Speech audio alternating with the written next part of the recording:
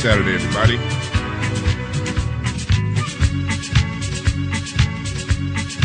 Come on in here. Come on in here. We're about to get started in a second.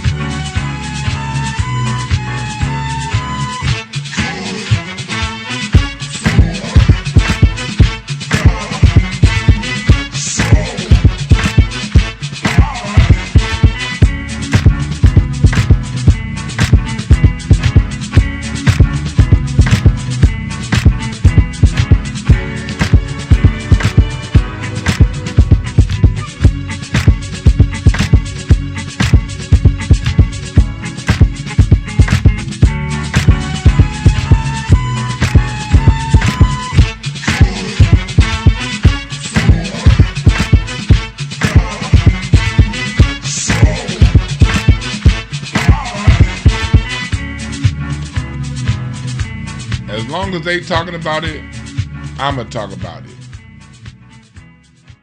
As long as they keep bringing it up, I'ma keep bringing it up. As long as they keep lying, I'ma reply with the truth. For people who don't like the term tether, my question is, what's your solution? When you have groups of people that are not from the culture and the land that they currently live or they're communicating in, when they do things based in your homegrown culture and then come right in your face and say you didn't do it, what are we supposed to do? How are we supposed to react? I don't want your answers in the chat. You don't need to tell me right now, but I want people, I really want people who are hard on the Pan-African train, who are hard on don't use the term tether is a slander. Tether is not a slander. Tether is a description of an action, a type of person. It's like calling somebody musty. Everybody's not musty, but people who are musty need to be called musty. So that way, you're not mistaking me for being the musty one. You be somewhere, you smell must, and people look around like, who is that? Like, it ain't me. It's that nigga. And if you are not from Black America, from Freedman Town, from whatever you want to call us, the word tether is a good word for you too.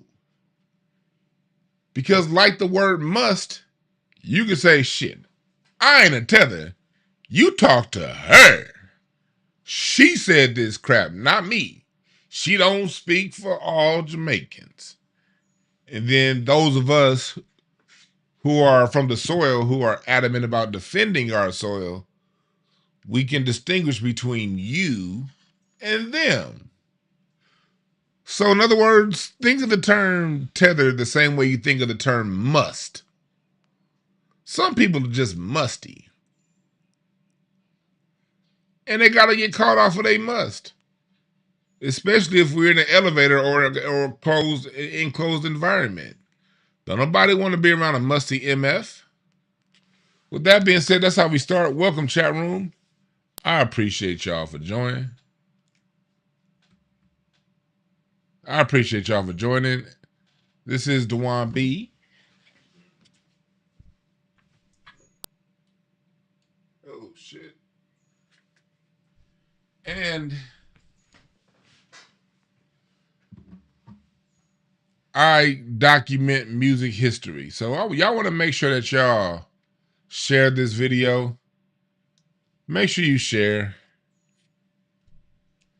Make sure you pass it on around, because a couple days in a row now, I'm over here starting my stream. I put it together like 2 hours ago, but I'm starting the stream. It was on private. I'm like, goddamn, why ain't nobody up in here? I saw why. We was on private. So we got off to a kind of a false start today. So I need y'all to share the video. Because I'm sure a lot of people did not get their notifications. Because when it started, it was on private. Anyway, I appreciate all y'all for joining. Welcome, chat room. Appreciate all y'all for joining.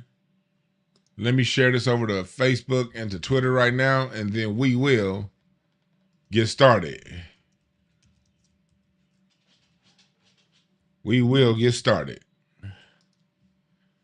So what we're talking about here is this video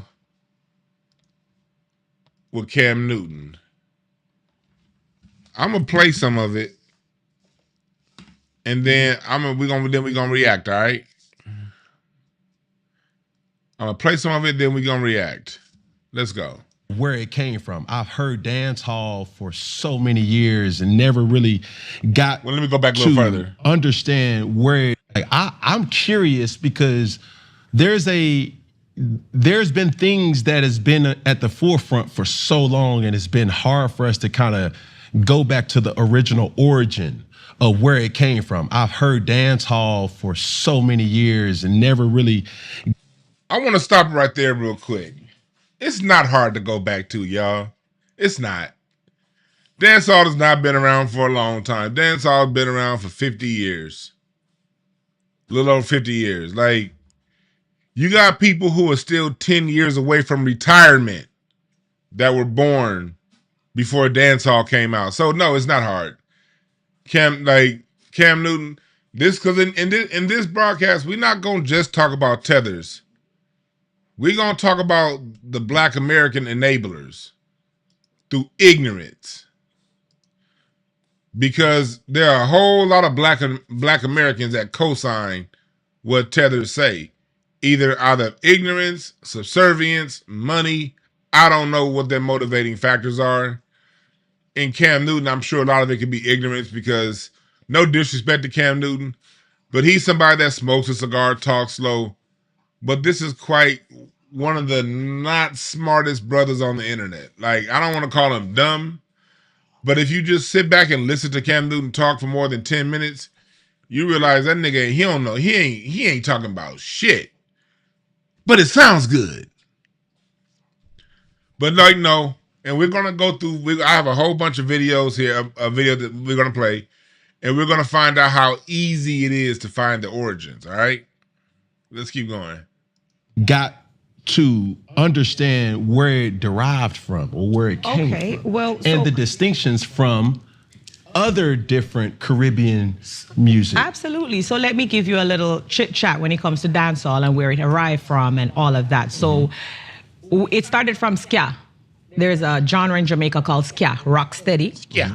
And then, it evolved to reggae. And reggae is a more softer tempo. So if you know Bob Marley does reggae. It's more cultural. It more has to do with standard English, Rastafarianism, like it's more cultural. Dancehall now is a faster pace. So it's more hardcore. It's more dancing, the gyrating of the waistline and stuff like that. She's right about that part, about where dancehall comes from, ska, rock steady, to reggae. And in my Black American Music Family Tree that you can get at thewineb.com, you'll see right here, I have that. I have that on my tree. You see right here? You dig what I'm saying? Rock steady, reggae. I got that right here on my tree. But dancehall, what I have on my tree, is a little further up because dancehall doesn't come until you get to crossover pop. The Black American disco had to come in. Dancehall doesn't come until after disco. That's why it's on the disco branch of the tree. Dancehall is more Jamaican disco. And it didn't come about because ska, rock steady, ska, reggae, they all come about, and they're derivatives of rock and roll and rhythm and blues. Then we create disco, that faster dance tempo called disco, And then after we create disco, dancehall starts to come out of Jamaica. All Jamaican musical innovations of the 20th century are sparked by the roots over here in America. And we'll prove that later on when I play these videos. All Jamaican music innovations of the 20th century is sparked here in the United States. And Jamaica does their version of what we are doing here in the United States. Let's make that very clear. Jamaicans sat their instruments down. All of their native instruments, they chose to sit down and pick up the instruments that we created here in the United States or used in the United States that come from Europe, that we are the ones that innovated the way to play those instruments, the saxophone, the trumpet, those come from Europe. But the style of play comes from Louis Armstrong on the trumpet. The style of play on the saxophone comes from Ornette Coleman, comes from Charlie Parker, comes from Lester Young, it comes from John Coltrane. That's how everybody's trying to sound. The drum set comes from here, the bass guitar comes from here. All right? I'll go back to this video I did last week. This is Ziggy Marley at the Hollywood.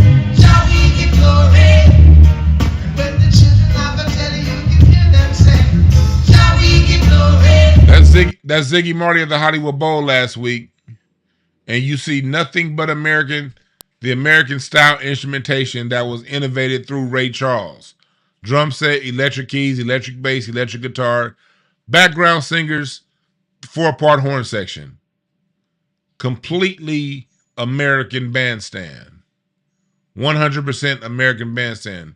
There is not one native Jamaican instrument on that stage. Not one.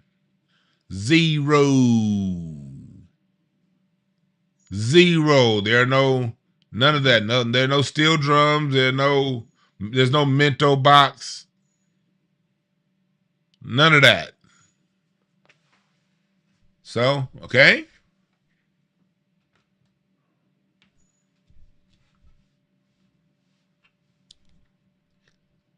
Are we clear? See, what we have to start doing is, black people, we got to go back. We haven't been doing this. And I know some of y'all sat through these kind of lectures of mine, but I'm going to keep doing this because we need repetition. We get live so many times. I'm going to repeat a lot of things. I'm not going to say anything new today that I haven't said before. Okay? There are certain things that I say for Patreon that I'm going to continue to say for Patreon. So I'm not going to go as deep. I'm going to say everything that I've said before, recontextualized. Not going to go as deep as I go on Patreon because I'm not going to play any music. Patreon, we play music. You got to actually go subscribe to Patreon if you want to hear sonically how this shit goes. So this is how we got to do it, okay? But it's time for us to go back and show the Jamaicans where they got their music culture from. We generally stay away from that topic and be like, reggae, y'all got it. Ska, y'all got it. Rocksteady, dancehall, reggaeton for the Puerto Ricans, y'all got it. We generally, salsa, y'all got it. Samba, y'all got it. Bossa Nova, y'all got it. Although all of those sounds are rooted in the Black American sound. All of them. All of the ones that I mentioned. Since people don't want to respect our culture, it's time we go back and show them who gave them theirs.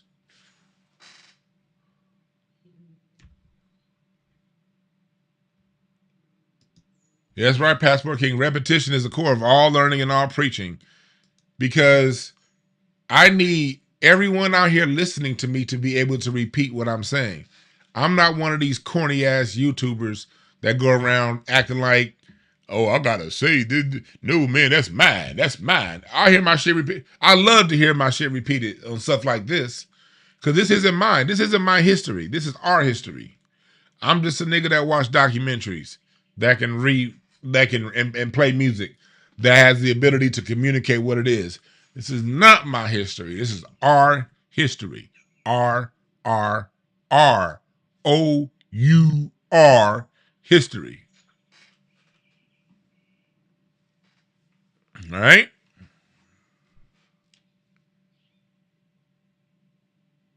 So it's best that you guys. I appreciate y'all for staying in here. So let's go back. Let's keep going. But if you the waistline. Yeah, gyrate the waistline. This is when it starts to get crazy right here. This is where it goes off the rails. Wind up your waistline. But you know hip hop, obviously, of course. Dancehall birthed hip hop. Dan, his initial reaction was right. She said dancehall birthed hip hop. Maybe she don't know the history because she can't read clear. Saying birthed, huh? A lot of people don't know that. So if you go ask me about that, look at history lesson, we have to put that in there. Dancehall birthed hip hop. Explain. So it was Kool Herc that was playing dancehall in New York, and he was playing the dancehall mixes, and that's how hip hop was born. This shows you she has no shame. No shame.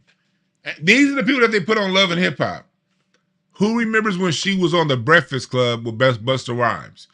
Her interview, because I never knew who she was before that Breakfast Club interview with Busta Rhymes where she said this.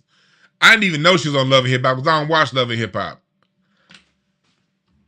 I do watch Real Housewives of Atlanta, though. That shit funny as hell. Portia back. Real Housewives of Atlanta, I watched 2 TV shows on cable. Real Housewives of Atlanta and Mountain Men. Outside of that, I don't even turn on my cable for anything other than sports. I ain't gonna lie. I do watch Real Housewives of Atlanta. I'm not about to sit here and act like that's my bullshit TV for the time. When Housewives of Atlanta is on, let's watch so I can laugh. Me and my wife be sitting there giggling like a motherfucker. So I ain't about to sit here and acting like I'm all too better there. No, I watch bullshit too. I just never watch this show. But this how you show she has no shame. Because she told that lie on the Breakfast Club, like what, during the pandemic? And she got slaughtered by the comments. And she does not have enough pride, cultural esteem, to research what she talked about and research her own culture. Let's play that part again. Obviously, of course. Dancehall birthed hip hop. A lot of people don't know that. So if you go ask me about that, look at history lesson, we have to put that in there. Dancehall birthed hip hop. Explain. So it was Kool Herc that was playing dancehall in New York, and he was playing the dancehall mixes, and that's how hip hop was born. Is that true? Huh. Let's listen to Kool Herc himself on Comeback Jack. What was Kool Herc playing? Let's break this all down. Let's listen to Kool Herc himself. Did you also discover who discovered Super Sperm, man?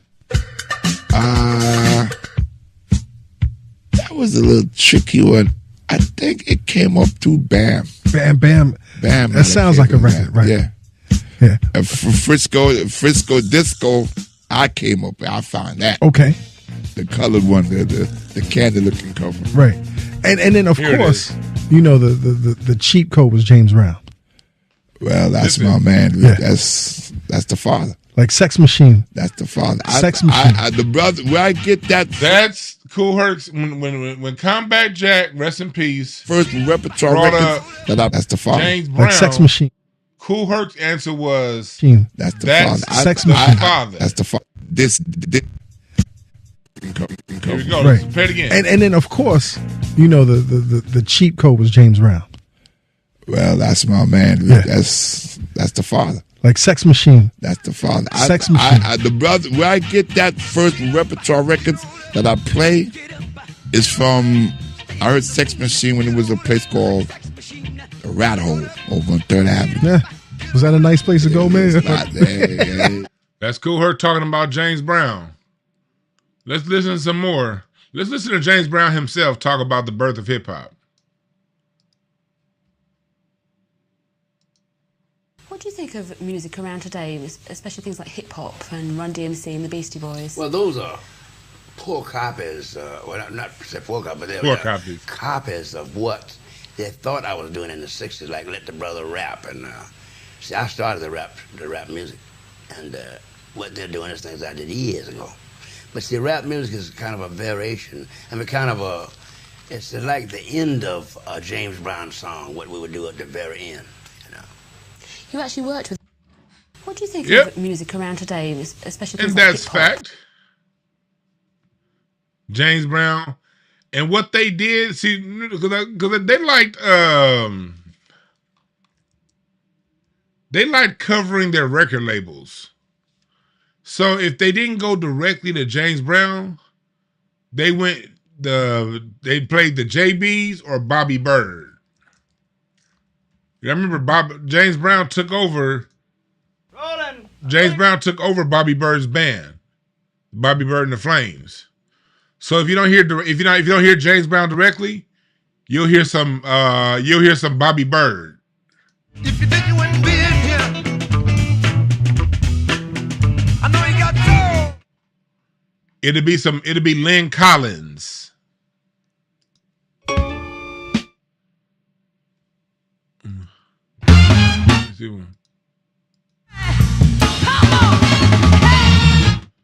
I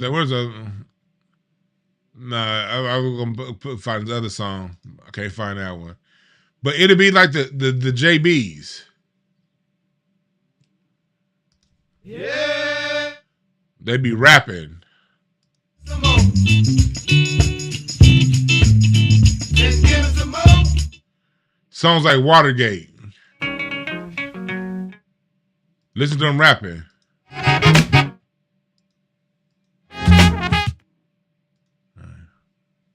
Let me get it. Watergate, but give me some bucks and I'll be straight.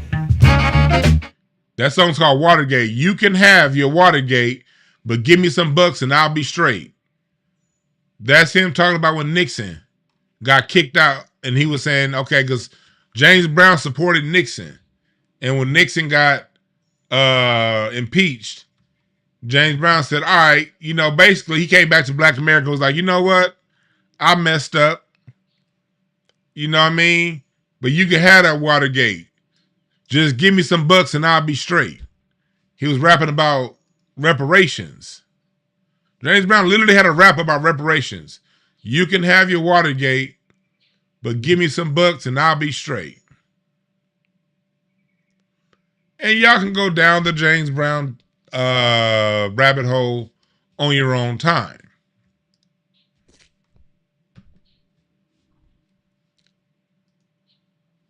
Let's listen to some more Kool Herc.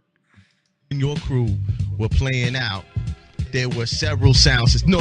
The sound system, the Jamaican sound system. This him talking about the Jamaican sound system. Your crew, quote unquote, Jamaican sound out. System. There were several sound systems. No. The sound system, the Jamaican sound systems were very prevalent in the tri-state area. Were you aware of those crews? No. And did they play with you at all in the clubs? No, never. So African Love, Downbeat, but never was in the in a space that they was at. Or no, no way, no shape, form, or fashion. Okay. I can tell you for a sound system is on the U.S. side. That's the Smith Brothers. Kool Herc said when it comes to the sound system, it's on the U.S. side. That's the Smith Brothers. Respect them. Soul Brothers, out of Brooklyn, Japan, Nell Gwyn's, respect them.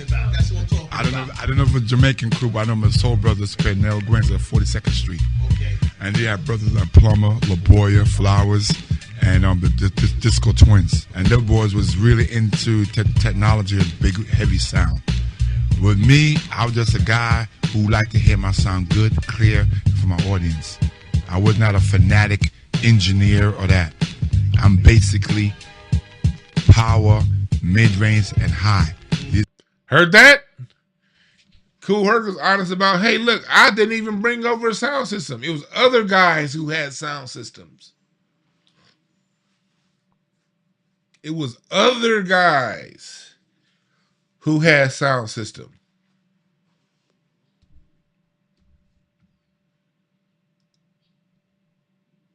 That's what Kool Herc said. So Cam Newton, you see how easy this was? Let's keep going. I know me say so. Go up and Google. Google it. Kool Herc. Google it. Siri. Google it. And that's what they'll do. They'll say Google it because Wikipedia, Rolling Stone magazine, all these places have that lie. And we have to start a campaign. If somebody can teach me how to start a campaign, I don't know. If somebody can start a campaign, I will support it on getting Wikipedia to change the roots of hip hop. How do we do that? I don't know how to change Wikipedia, but we have to do a very, very, very hard push to grassroots. This has to be a grassroots push. It's not going to come from any rappers. Most of these rappers are sellouts, so it's not going to come from them. It's not going to come from any of these hip hop producers. They're sellouts, most of them. They don't care about that. The people who benefit the most from hip hop, the rappers and the DJs and the producers, they care the least about the history.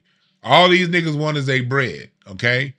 So what'll happen is I'll get people in my chat be like, man, we need to get one of these rappers, one of these DJs. It's not gonna happen. It's not gonna happen.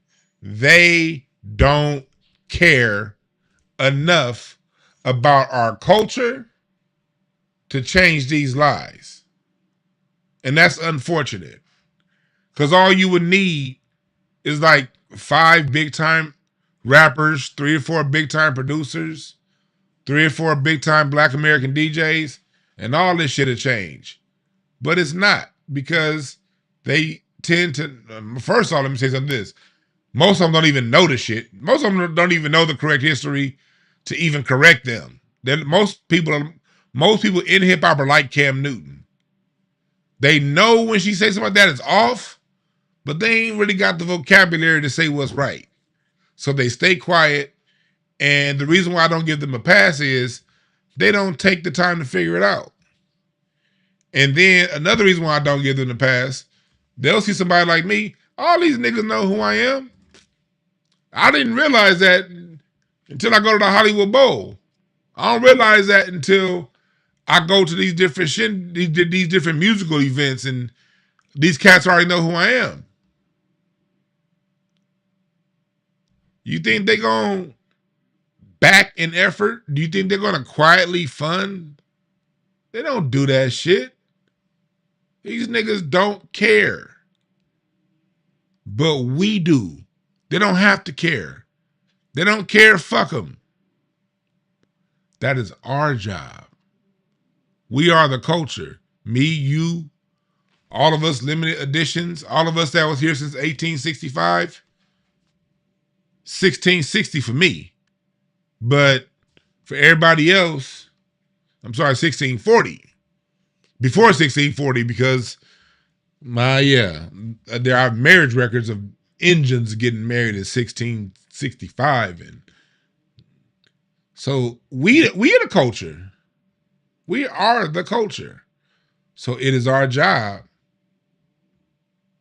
to stand 10 toes down for it. Me to ask my girl. How was hip hop birthed? How was hip hop birthed? So they go into asking Siri how hip hop was birthed, according to her. Birthed. Telling y'all these niggas don't care. Shut up, Siri. I ain't talking to you.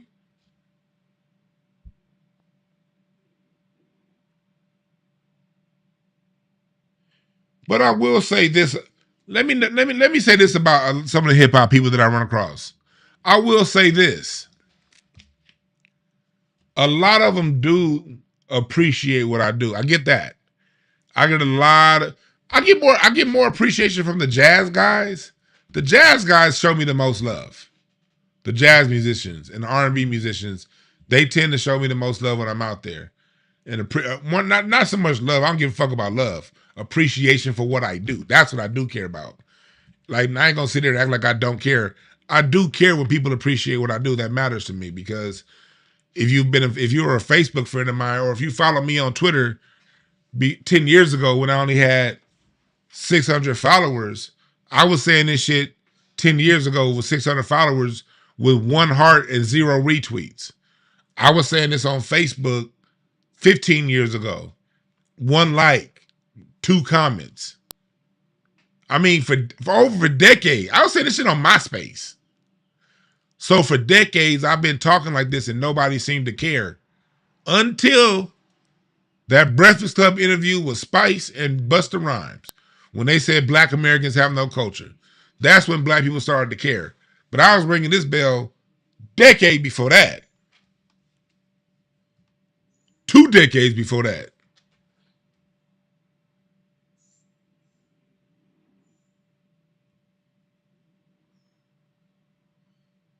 But it's for us. We got to understand this. What's up, Star?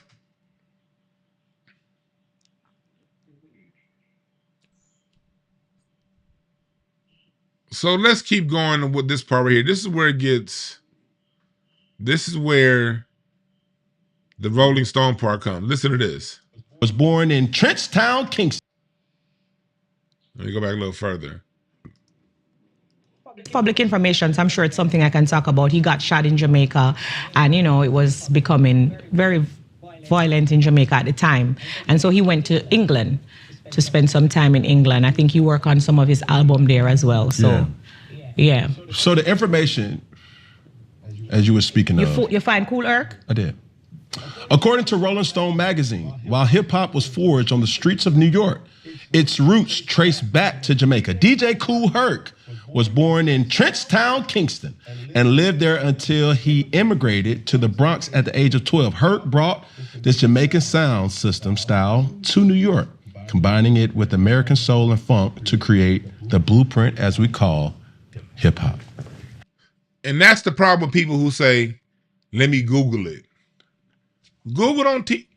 Google is the same estate that told you your black ass was only a slave and doesn't talk to you about things outside of slave. Google is the state. America is all about disinheriting Black Americans from our creative roots. I want y'all to understand this. When you hear Rolling Stone magazine, Wikipedia, mainstream publications repeat this, trust me, they know better. It's the same old story over and over again. It's the reason why you never heard about Black Wall Street or Wilmington or any of those catastrophes until somebody in your family told you. It's the reason why you didn't learn that in school. It's the reason why you don't learn about the free Black towns in the South like Mount Bayou, and how the North, there were free Black Americans who were creating all these innovations on the steamboat and the railroad. You don't hear about that stuff. It's the reason why you don't hear about the Black Americans who saved Cadillac, who saved Harley Davidson, created the chopper motorcycle. The same way they're trying to take low riding from us in the West is the same way they're trying to take hip hop from us in the East. It's a continuous story over and over again. It's a pattern. And we got to be smart enough to recognize patterns. When they try to, that's just what America does. But I'll tell you another thing America does. America always leaves you breadcrumbs. There are always breadcrumbs to get you back to the truth, because this whole browning of lowrider culture, Lowrider magazine started this, but it really didn't start to get prominent till the last 10 years. Even though Lowrider magazine would lie, everybody else knew that lowriding was Black American culture. It was very prominent and open that hip hop is Black American culture. Ain't had shit to do with Jamaica. If you said that shit in the 90s or the 2000s, people will laugh you out the room. Like, get the fuck out of here. So there are always breadcrumbs. So Cam Newton went and read Rolling Stone magazine. Well, I pulled up an article from Rolling Stone. Now, I don't subscribe to Rolling Stone because Rolling Stone is one of the most racist publications. Rolling Stone magazine is easily one of the most racist magazines that's ever come in music. They always crap on us. They've always crapped on black music and not profiled. Back in the mid-'70s, when Earth, Wind & Fire was the hottest band in the world, Rolling Stone magazine refused to do cover stories on their tours. When they were doing all those magic tricks, and y'all saw the Earth, Wind & Fire documentary. At the height of this, Rolling Stone didn't do no major profiles on each one of those tours when they would have an album coming out. They didn't do that with Parliament Funkadelic. Hell, Rolling Stone didn't even acknowledge hip-hop for a long time as a legitimate form of music. They've always been anti-black. They didn't feature Motown. They didn't feature anything Gamblin' Huff. They never wrote an article about the Spinners. Even though the Spinners was the highest selling R&B vocal doo-wop group of the 70s. Yes, that's fact.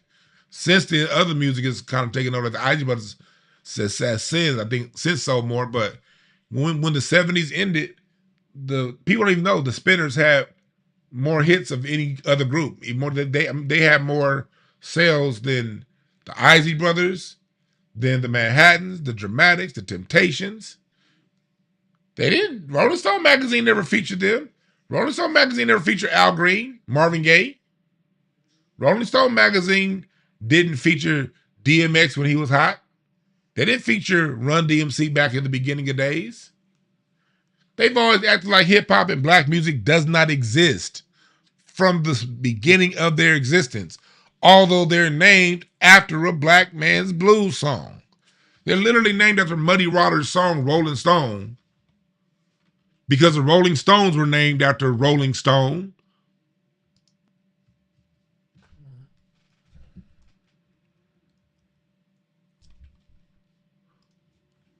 They're literally named, look at this.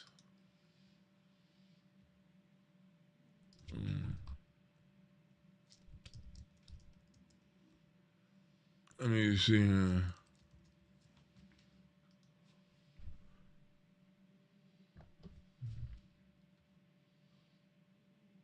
They're named after this song right here. Swimming in the baby's house. And I sat on her step. That song's called Rolling Stone by Muddy Waters.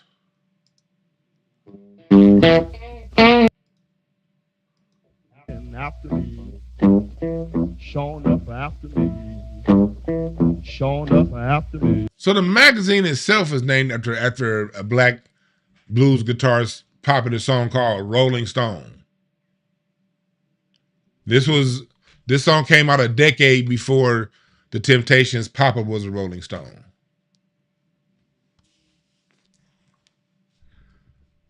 So you see that.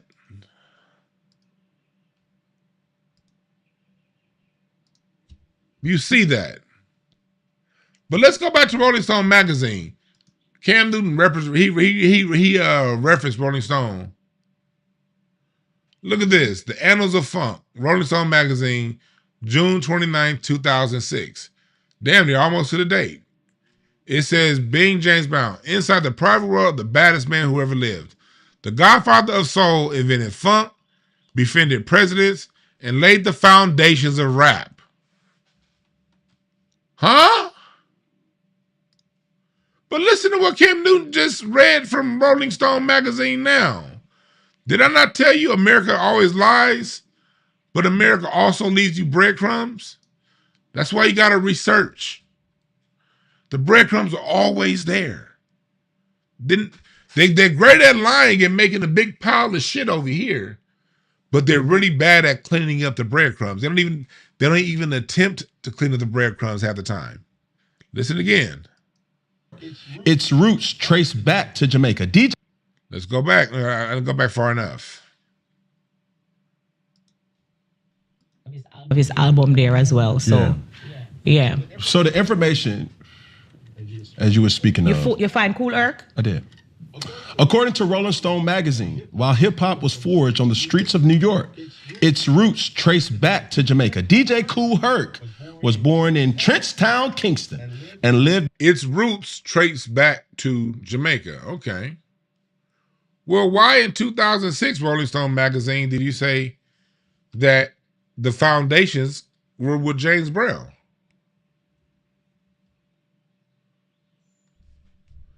I didn't even read the whole article because I refuse to give Rolling Stone magazine my money. If you ever see me with Rolling Stone magazines because I got a coupon code, I ain't giving them shit. But y'all see that?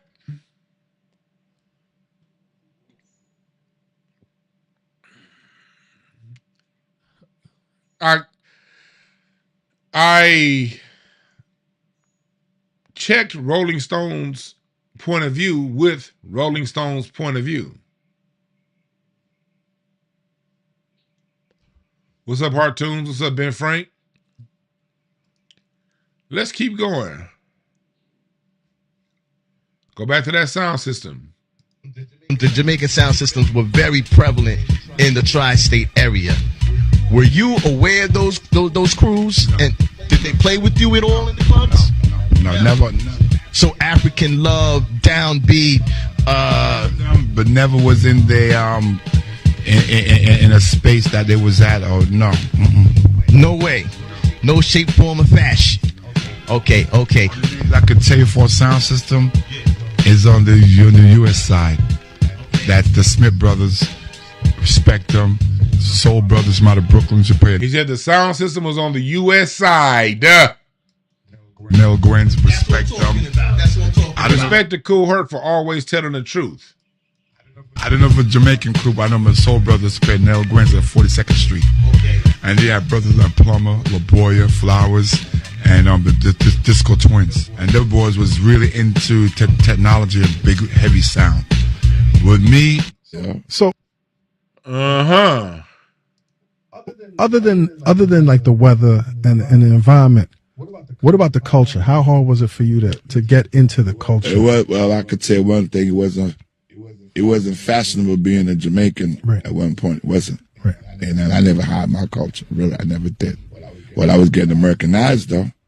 I stopped. Heard he just said, I did not have my culture. I was getting Americanized. I keep seeing y'all in the chat room say Papa Rosa Rolling Stone. No, that's not where Rolling Stone came from. No. It came from Rolling Stone by Muddy Waters. We gotta know our black history, black folks. It was not, Rolling Stone magazine did not come from Papa Rosa Rolling Stone. Papa Rosa Rolling Stone was created 10 years after Muddy Waters Rolling Stone. Go listen to Muddy Waters, the song Rolling Stone by Muddy Waters, and you'll hear the roots of a lot of rock music. That's why we gotta know our ancestors, man. We got all these great ancestors. We don't check in with them.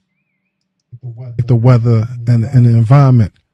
What about the culture? How hard was it for you to get into the culture? Well, I could say one thing. It wasn't fashionable being a Jamaican at one point. It wasn't. Right. And I never hid my culture. Really, I never did. Well, I was getting Americanized, though.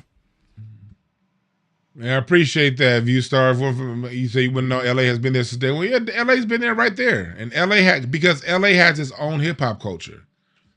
Oakland has a different hip hop culture than LA. And we share the same state. But the LA hip hop culture and Oakland hip hop culture are distinctly different. Both are completely different from New York hip hop culture. New York has its own culture.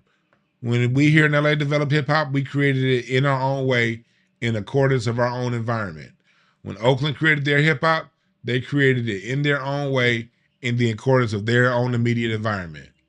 When hip hop got to Houston, Rap-A-Lock Records, they created hip hop in their own way, in accordance of their own environment. They rapped about Question, Dewan, what do you mean by in their way, in accordance with their own environment? glad you asked. Meaning you rapped about what you saw on a day-to-day basis. Too Short rapped about the different crews all throughout Oakland. He would go throughout Oakland and the players and the ballers. He would go to them and he would rap about them, drop their name and drop the street corners that they're living on, and rap about that side of town. If you lived in New York, you rapped about trains. If you lived in LA, you rapped about lowriders. See how it works? If you lived in New York, you rapped about your borough. If you live in LA, you talked about your side of town.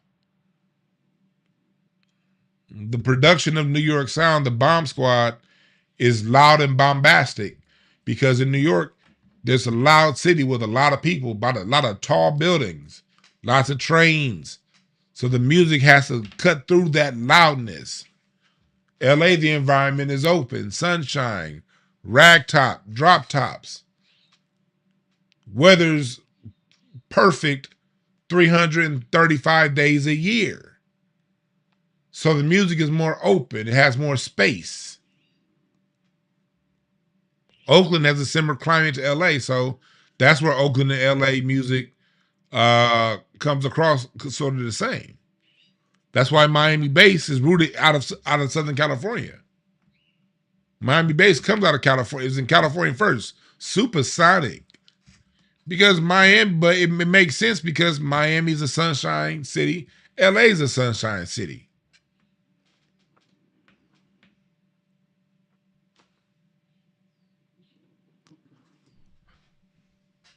It ain't gonna be no rap music about a park jam in LA. Because in LA in the 80s, enough black people gather at a park, the LAPD is putting the foot up everybody's ass. Can't no damn park jam with a sound system in LA. Compton PD, Inglewood PD, LAPD will fuck you up. But in New York you can because that's the environment of New York. Y'all can have park jams. LA, you got, now in LA, you can have backyard boogies. That's why Mac 10 got that song, Backyard Boogie Oogie, Backyard Boogie Oogie Oogie. Ain't no backyard boogie in a 20-story project.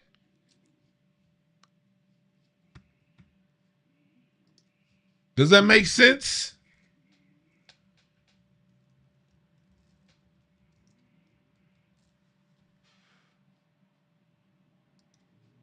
Yeah. This is some LA shit.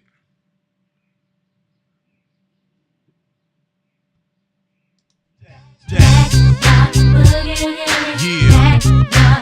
It's all about that. LA shit. Because that's where the parties went down. In the backyard. Oftentimes, because especially with LA hip-hop had it was a lot of fights, a lot of shooting. So a lot of clubs didn't want hip-hop parties.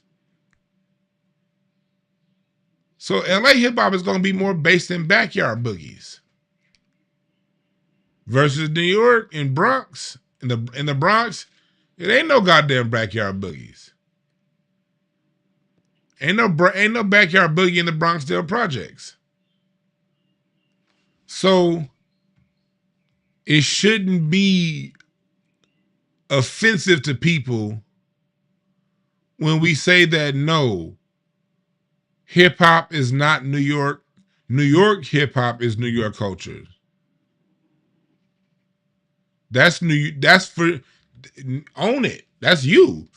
But you out of New York, you can't tell me what's my culture here in LA. You can't tell Too Short what his culture is in Oakland. You can't tell Scarface what his culture is in Houston. That is up for them to decide.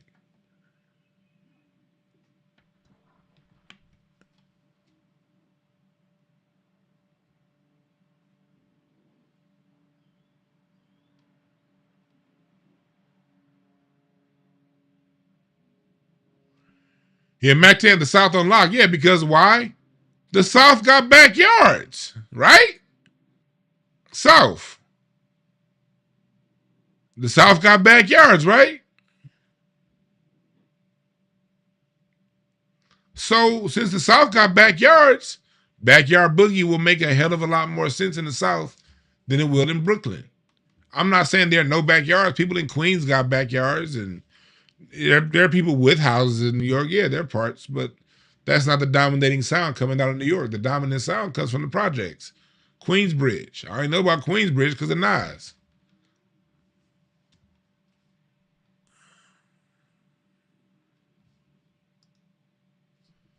Listen to what Fab Five Freddy said.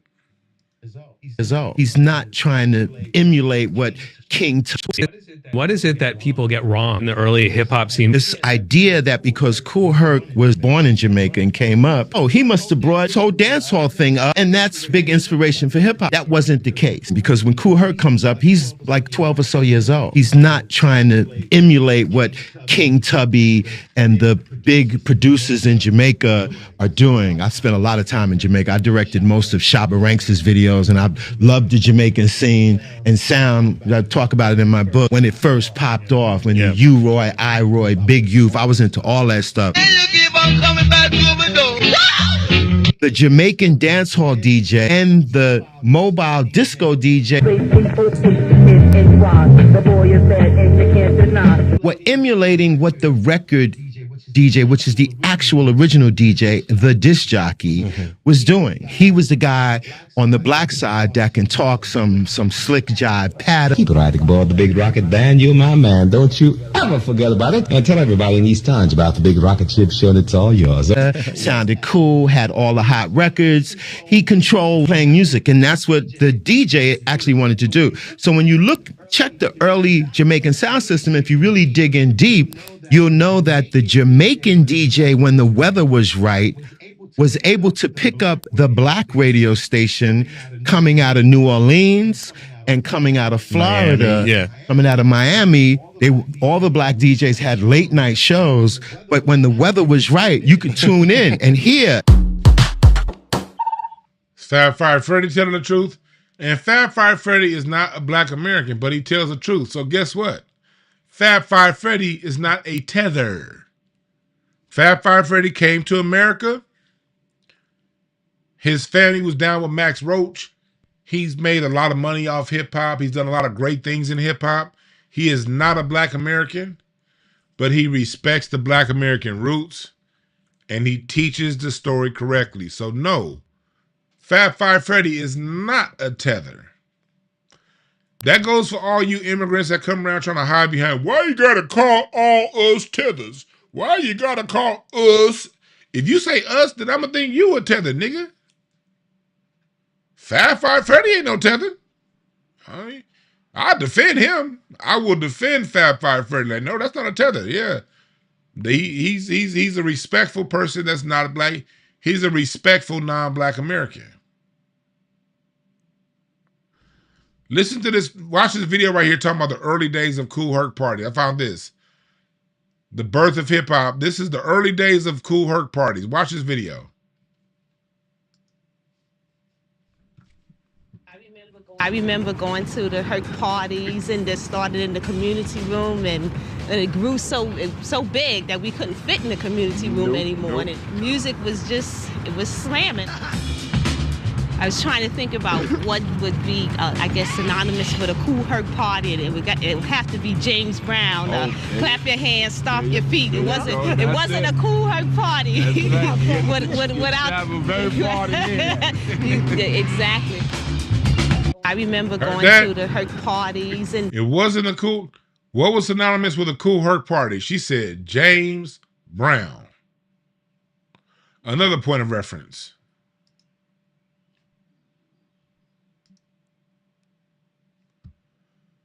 This is on DJHistory.com. This is an interview that DJHistory.com had with Kool Herc. What would you play for the kids? Most of the James Brown is what he said. Jimmy Castor.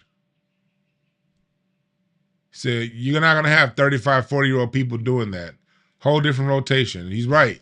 I remember my grandfather, who, rest in peace, who just died a few years ago at the age of 98. My grandfather used to call James Brown young folks music.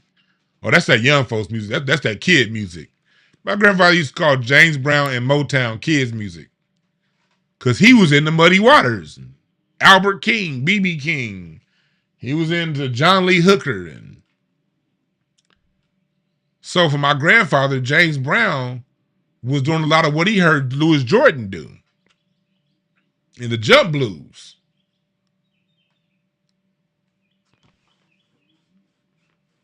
This is an article, an interview in DJHistory.com. I'm giving you multiple points of reference. See, I'm going to get to this story next. When I was in college and we were doing a report on the origins of something, the standard will be 3 points of reference as minimum. You always have to have 3 to 5 points of reference. And you want them from different, you wanted a primary source. You wanted direct information to speak. You wanted a direct source first. And then if you couldn't get a direct source, you get secondary sources, meaning people who heard what happened, people who were around then. Like right now, you guys are listening to me. I'm a secondary source. I'm not a primary source. I am pointing you to the primary sources. James Brown's a primary source, a main source. Kool Herc himself is a primary source. I'm a secondary source. I'm pointing you to the sources. And that's how you got to do your research. You got to get pointed to the people who were there at the time, who were around. And you want to have at least 3 to 5 points of reference. So we have 1 point of reference talking about the sound system. And that came from Kool Herc himself saying that he didn't bring the sound system over. That's 1 point. Then we had Fab Five Freddy, who was not there, but who understood Jamaican culture, who said that, yeah, no, Kool Herc was coming from this. And then now what we're going to do is we're going to go to Jamaican music pioneer, Bunny Striker Lee, Edward O'Sullivan, and he's going to give you a source of where reggae comes from. Because remember, we started the show with Ice Spice talking about it coming from ska, rock steady, and reggae. Well, where does ska, rock steady, and reggae come from? Make sure you go to DewanB.com right now. Make sure you go to DewanB.com. And we only have less than a week. Go to Zeppelin to get a signed version. This same signed version of the Black American Music Family Tree. I am teaching the history. You want the signed version? It's only $10 for a raffle ticket. No purchase necessary. Go to the link in the description and you'll find where to get one. Or you can buy one at DewanB.com. Now let's listen to what Edward O'Sullivan has to say about the roots of ska and rocksteady and reggae. Let's listen. The first man that talk about ska out here was a man, I don't think them even mention him, named Clue J and the Blues Busters. That was the name of his band. And one day he was trying to get the guitars to play something, and him say, make the guitar go ska, ska, ska. And that's the way the ska name this band, you know, because we used to copy the American blues in those days, you know. And Clue J come up with a name and it take on. It seemed like we used to copy the American blues in those days. You're talking about a pioneer telling you what he did with his own music. Spice, Rolling Stone magazine. And y'all know this, Rolling Stone magazine, but y'all racist as hell. With reggae and rocksteady. Rocksteady, you know. And Clue J come up with a name and it take on. It seemed like with reggae and rocksteady. Rocksteady was a bad man in Jamaica named Buzz B. He used to dance all around here, and he used to just come in the dance, and when it started play, the first rocksteady tune was a tune with Dirk Morgan named Rudy's Don't Fear, and him just start rap steady, and it reached the radio with Ratcliffe Butler, and the name was born. Seemed like in the reggae thing. Is a man just ball out one day, we having a session, say, make the organ go reggae, and the name.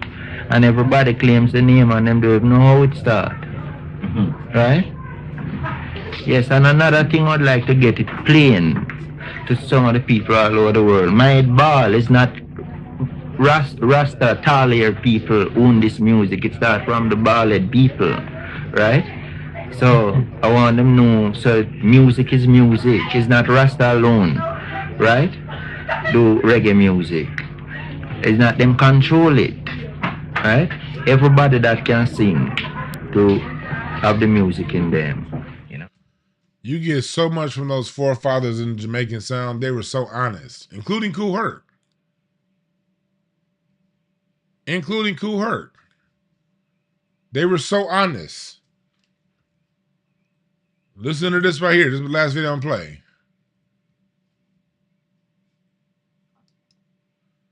This is the culture since 1971. Where Y'all the hip-hop subscribe to that start? channel. It started here in Rosedale Park, Noble Park they called it. That park was rocking all the time. Yeah. The police didn't bother nobody. They didn't there, bother man. you there, man. Because we didn't create no problem, man. Kool Herc and them used to come to Rosedale Park. Got to them. Heard he said the police didn't bother them. That's why New York got to have that thing in parks. In LA, the police will be fucking you up. There is no black people gathering in a park with loud music playing without the LAPD coming with a helicopter, a SWAT team, and 67 police cars. Culture. Bronx, went to a club. First of all, it was a place called St. Joseph on Bathgate. I'm getting ready to open up the phone line, so if y'all want to call in, get ready to call in. The phone lines are open. Avenue. I live like 4 blocks away. And then you have places like Murphy Projects over by the Cross Bronx Expressway. They give party days once every Friday. First Fridays. And I'm start getting nice here, more Americanized, more hip. And I'm start getting nice here, more Americanized, more hip. And seeing how people react and dancing, and literally, I'm picking up the gripes from the audience. I'm out here putting it, and here, how come you don't have that record? Why you taking it over right there before the other part come on? And I'm one of them. So I took that concept from the dancer's perspective behind the turntable. So I'm not behind the turntable trying to make it beat sound like the other beat or keep. No, I'm playing what we want to hear on the dance floor. And whatever it come in, I can bring it to my best of my ability. So I'm not no DJ. I became a DJ by doing what I was doing. So I'm not no DJ. I became a DJ by doing what I was doing. I was the host of the party and the dancer that's behind the turntable playing for my dancing friend out there.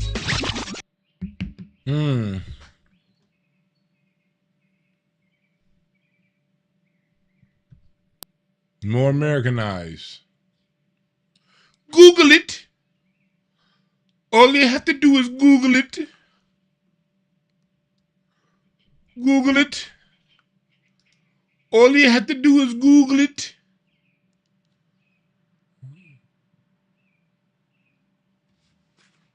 Phone lines are now open. 323-705-5150. Extension 800. 323-705-5150. Extension 800.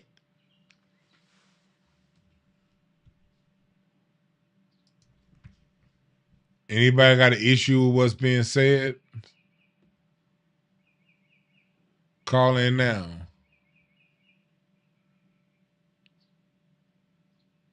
Anyone got issues being said? Or if you don't have an issue, call in now.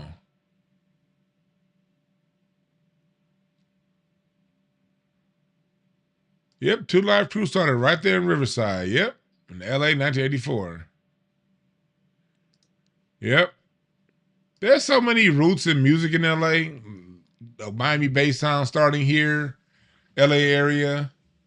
Mr. Mix. R&B, the first R&B record companies based here in LA. And that was 20 years before the recording industry relocated to LA. LA started R&B at a time that Chicago and New York were the primary places music was recorded. LA music roots are in rhythm and blues. Remember that. What's up, caller? What's the name? Where you calling from? It's Dwayne from the Carolinas. Dwayne from the Carolinas. What's on your mind, my brother? Yes, going on. We talk about hip hop's truth. And most of the time, when you have the hip hop origins, they start from the early 70s. But I always question when is the true hip hop origin when they extending the breaks. I'm trying to find the original meaning of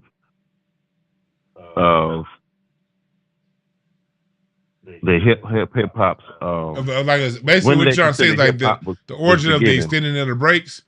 That doesn't really. That's just a talking point that hip hop enthusiasts came up out of nowhere. That's just called a vamp, and bands extending breaks or vamped the good part of a song since bands have ever existed. That's a core part of American music. When you get to a point in the song and you see that I played in the band for 20 years in church and outside of church, when you'll get to a point in the song to where you see the audience really, really had a strong reaction to, and through eye contact as a band, we would look at each other and vamp that part out. And we'll vamp that part out until you feel the tension in the crowd release, and then release and go back to the next something. That's something that DJs learn from live bands. DJ didn't create that. They learned that from bands. Okay. But this is how the DJ in the mixing was used as the actual instrument. Just like they use software today for hip hop. And taking out the music out, the programs, the music programs out in the city, they just use the. It's not. It doesn't have. That's something that's something that's repeated a lot. But it really, and I've even said that back in the past. But it's really not even the music programs in the city, because in 73, 77, you still have music programs in the cities at this time. It was just a way to make cheaper music for the record labels. That's really what it came down to. Because you still got musicians now. It just basically came down to a cheaper way to make music. That's all it really was, and it wasn't really school music. The cost of school music being taken out of the schools is a dumbed down listener base, meaning it's easier for like a Cam Newton. Cam Newton never grew up with music in his school, so he doesn't know anything about music. So you can lie to him because he never took music. Back in the days when people actually took music, you couldn't really pass a lesser form of music to their audience because they understood the difference in good and bad music. So the whole taking music out of school, that really hurt the people more than it hurt music. Right. But I don't think that was their mentality in the 70s. They were just creating something that they didn't know what was going on. Even with Blackjack and DJ Faze, like that was just something they was doing. That's why they say it was Bronx culture, as opposed to just where they look at dumbing down music and everything. Yeah, they said they call it Bronx culture because, hey, they're very that even isn't even a slight on other places. They call it Bronx culture because in New York they're competing with Brooklyn and Harlem and all them other boroughs. So it's like, no, we created this. That's more so to deal with their fight that they got going on, but they created none of it. The DJs like Jocko Henderson was vamping beats and rapping over them on the actual radio out of Philadelphia and New York before any of those DJs in the park did it. All right. But they wasn't Linden. I think like blending and extending breaks, I think that started in the street. You don't have to think. You can go back and listen. Jocko Henderson was doing this. Like, we can look it up. I don't have it queued up right now, but we can hear it. I know what you're talking about. Yeah, like what Fab Five Freddy said, all that they were doing in the streets was imitating what they heard on the radio, like all kids do. That's what every 13, 14, 15-year-old does. That's the age right. You imitate what you hear the adults doing, and then at some point you come out of that and fuse your own stuff. but they were like any other 15-year-old in the history of the world. They were imitating what they were hearing. I gotta get to the next caller, my brother, man. Thanks for giving us a call. All right. Yeah. Remember that, folks. They're like Kool Herc and Fab 5 Freddy said it. You can go back to my last broadcast I did on this topic. Fab 5 Freddy said it. They were listening to the radio DJs. They were listening to Jocko Henderson. They were listening to Frankie Crocker.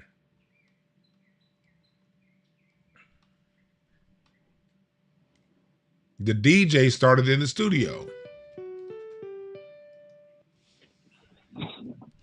Speaking of sucker DJs, what's up, Larry? You sucker DJ. Hey, that man. Hey, what's going on? Fuck you. Hey, I want to tell all the people listening, to all the people watching. Hey, before you call into this motherfucker, make sure that you are sober. That last nigga was drunk as hell, boy. Brother man sound like he's had a fresh batch of moonshine. Boy, that nigga had a fifth of wild turkey, boy.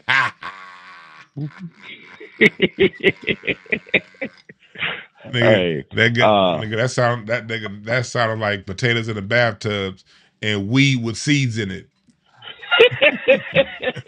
Get your drunk ass out of here. Hey, also I want to tell all you bomber clot Jamaican ass niggas that are in here disputing what Dwan is saying. Why don't y'all go do some goddamn research, man? Yeah, it didn't start in Jamaica at all. Like, I mean, at the fuck all. At all. So you Ross Clod niggas, stop crying and go listen to some dancehall, nigga. Yeah, and third of quit all your blood clot crying. Newton. Yeah, stop your blood clot crying and fuck Cam Newton, dog. Any nigga that wear a top hat, a bow tie, and a jersey, you can't trust what the fuck he got to say about music. Fuck that nigga. Hey, here's the thing with Cam Newton.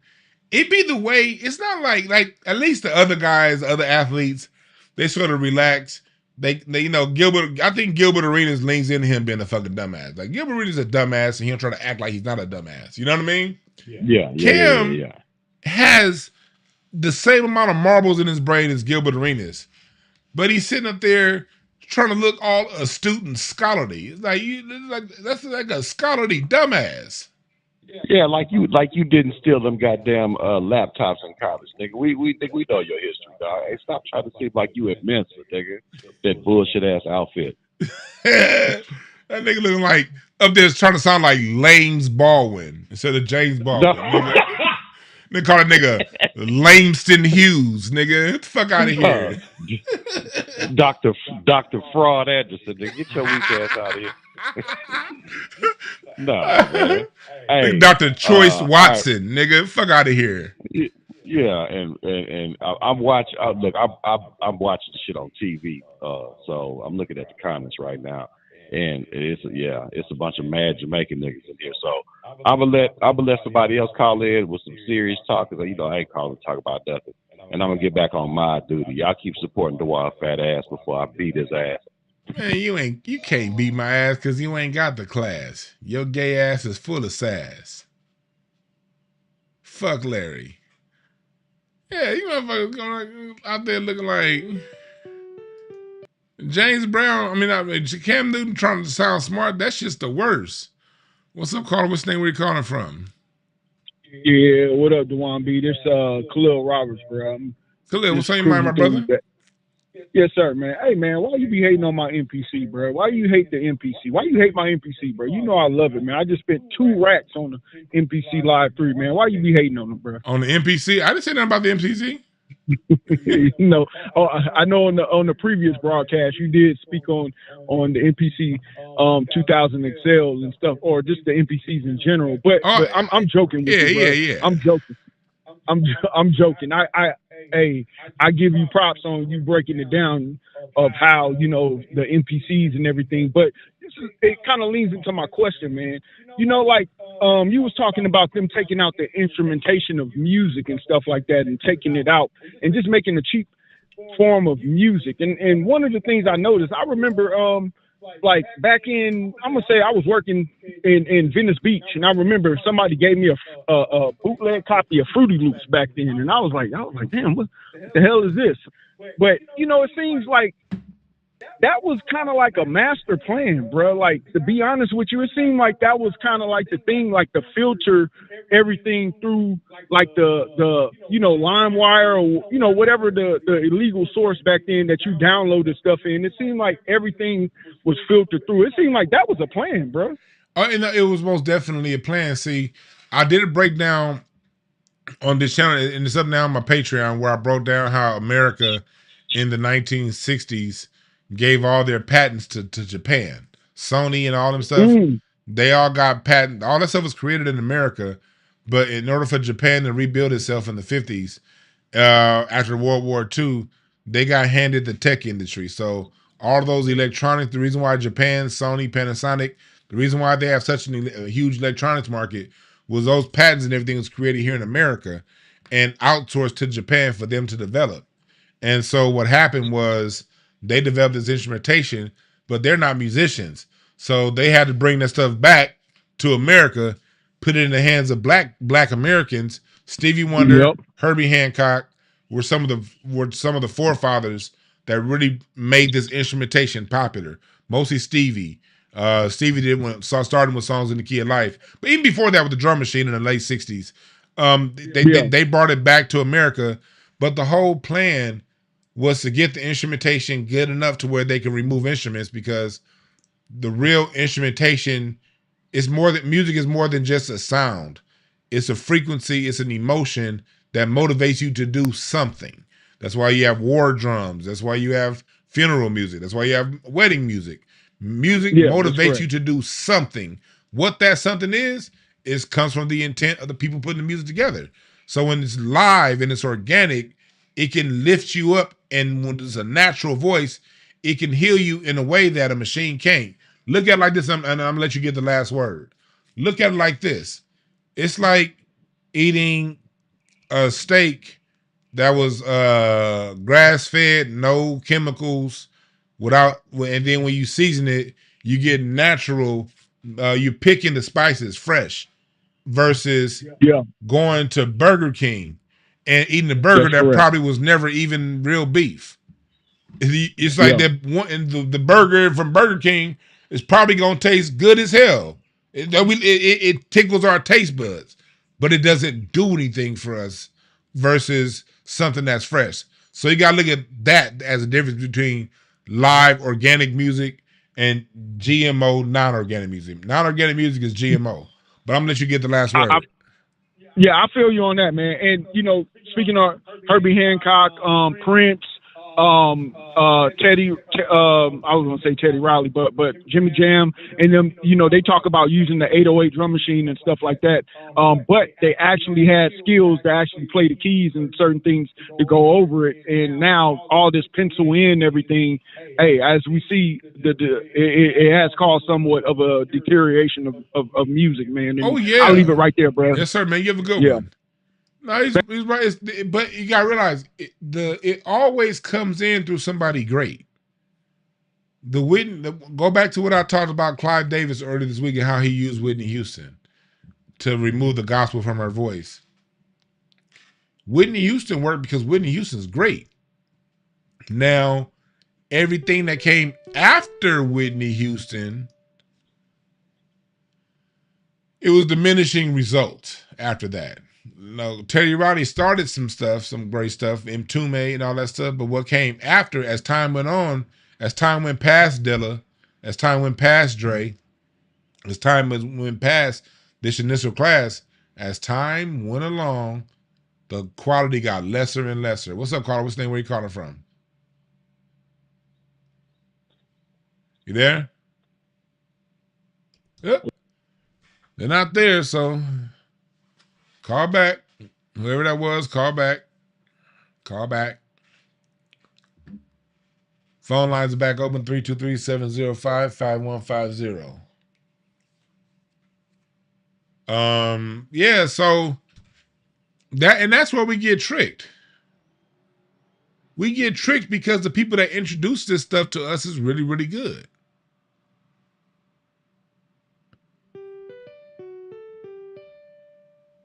That's how it works. What's up, Carl? What's the name? Where you calling from? What's up, Warren? My name T Miles, man. I'm calling from Sacramento, but followed by Mississippi. That's where I'm from. What's on your mind, my brother? Man, I had conversation. I saw earlier you had this Jamaican female on. She was talking to Cam Newton. It's funny because I never really heard about Jamaicans having creating hip hop until I started traveling and moving around because I used to be in the military, right? So growing up in the 90s, I was born in 1987 in October. So growing up during the 90s, coming from Mississippi and Louisiana, my grandparents, they had a juke joint. So a lot of cats, they go to the clubs and stuff, and they forget about what it used to be. So my grandfather, he played, drums and he played piano. Just like my grandmama, she played the piano and she played the flute and a little bit of guitar. Mm-hmm. And I remember they used to tell me all the time. They was like, all that hippie hop music y'all played. They always used to say, don't forget where it came from, us. So I was like, damn. So I used to listen to her because my grandmother, she could sing her ass off. I don't even know why she didn't get no deal or nothing. And I used to ask them about it. I was like, all right, y'all call it hippie hop music and stuff like that. I'm like, where it come from? Like, since you say we got all our style from y'all, looking at them, just like me, I got 6 slugs in the front, all gold.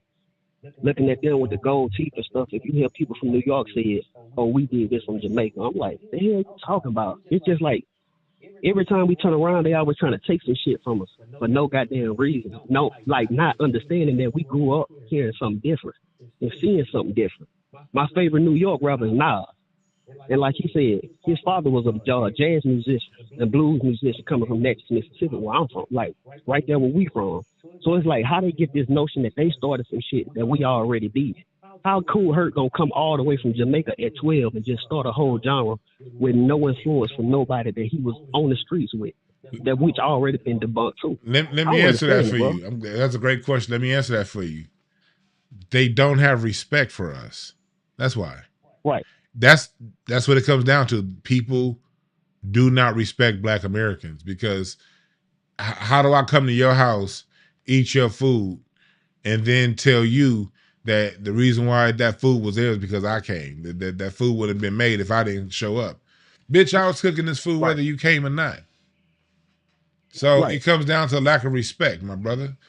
But I got somebody that's trying to call in, my man. Thanks for giving us a call. All right, bro. Thank you. Yes, sir. I see somebody keep trying to call in, so I'm going to open up the phone line for you to call back. This thing only takes one call at a time. I don't have call waiting.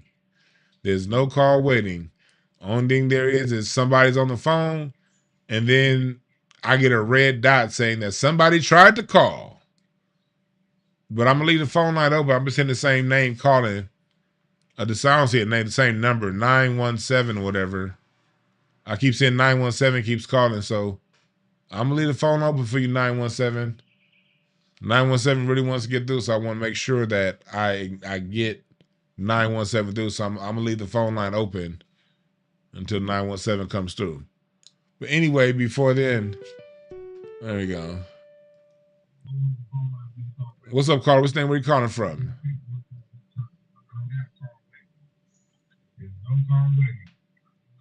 You there? You gotta mute me. How you doing? You gotta mute me in the background.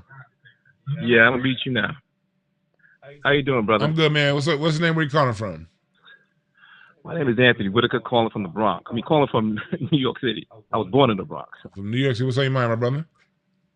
Yeah, I hear your stuff, hear what you're talking about, and about how Jamaicans and other people are trying to claim hip hop. I think it goes deeper. See, one of the things I feel is that culture is the lifeblood of a country. And right now you see, even when it comes to, which is kind of like an analogy, Africans are trying to claim Juneteenth. And what it is, being a culture is the lifeblood of a nation. People want stake in the country of America. So Black Americans are woven into the tapestry of America because we created the culture. So other groups now are trying to lay claim to the culture so that they can have access to America and say that they are American. We created this. Well, they didn't. So I think that's one of the main reasons why that other groups are trying to claim an aspect of the culture they have no right to claim. And I think you see this now going on with Juneteenth, with the Ghanaians trying to say this is a Ghanaian story. How is it a Ghanaian story? I study history, culture, and things of this nature. And if Jamaicans created hip hop, there would be some elements of their culture in it, which there isn't. And one of the main elements of culture is language. So here in New York, you hear people say that. So I said, all right, give me one slang. Give me one slang word of Jamaican culture and of Latin culture that plays a crucial role in hip hop. You can't name one. It's just not part of. It's not part of the cultural construct. Mm-hmm. So it's a weak argument, but it's more even. I think it goes deeper than respect. People are just trying to take because they, once again, having access to America, having a stake in America, is very valuable, and this is what these people want. They want that stake in America. That's why you see, and I say this. I was born in the Bronx. I was born in a hard hip hop. I'm 62. I was born in Soundview. I've seen it. So when Latinos say, "Oh, we were there," that's all you were. And the thing is, they were there in very limited numbers, like 1, 2, at a party. So how are you now part of the creation of that? You weren't on the mic. You weren't on the turntable. You weren't doing anything. You see what I'm saying? So this is what's really going on. They're really trying to take a stake because you see the stake that Black Americans have in this country can't be taken. We're woven into the tapestry because we created rock and roll, jazz, the blues, R&B, these different things like that. And I told him, I said, if the president is running on the soundtrack, he would never choose a Jamaican soundtrack. He would never choose a Latino soundtrack because it's not American. But he'll choose a Sam Cooke. He'll choose a James Brown because that is American. So this is the reason I feel at the core that they're trying to lay claim, because culture is the lifeblood of a nation. It is the lifeblood, and this is what these people are trying to do. That's just my 2 cents. Yeah, and then it's not. I hear what you say. You're 100% right. It's not an either or. It's all and. It's and all. Yeah. People do want to lay claim to culture, but my point of view on it being lack of respect is because they don't do that with white culture. They want claim, but they're only going to come to what we created. They're not going to go to anything white created. Shit. Right. They got respect for that white man. They know, hey, I better not step on that land. I better not say that, hey, my beef patties is the white man made a hamburger out of Jamaican beef patties. They won't do nothing like that. Who know? So yeah, you're right. That's true. Like it's just like you're saying. I have to I totally agree with you saying. It's like because some people say no one's going to claim and say we created pizza because they know the Italians are going to come down heavy. Right. So yeah, it's definitely a respect issue. So they go they go to the point of what they feel is going to be least resistance, and that's just right. natural. That's just natural. The person that you have, the people or the person, the group, the company, whatever that you have the least about a respect for, in the back of your mind, that's the path of least resistance. So yeah, but thanks for giving us a call, my brother. I got somebody calling in. Thanks for giving us a good call. All right, man. Yeah. They don't. That's why I said. Oh yeah, he's 100% right in the fact that yes, people are trying to lay claim. That's why they're trying to give Mexicans low riding. That's why they're trying to make hip hop a universal thing, because most people related to the United States of America through hip hop. Asians, Arabs, Latinos, Caribbeans, Africans, whites. Black music is how people relate to America.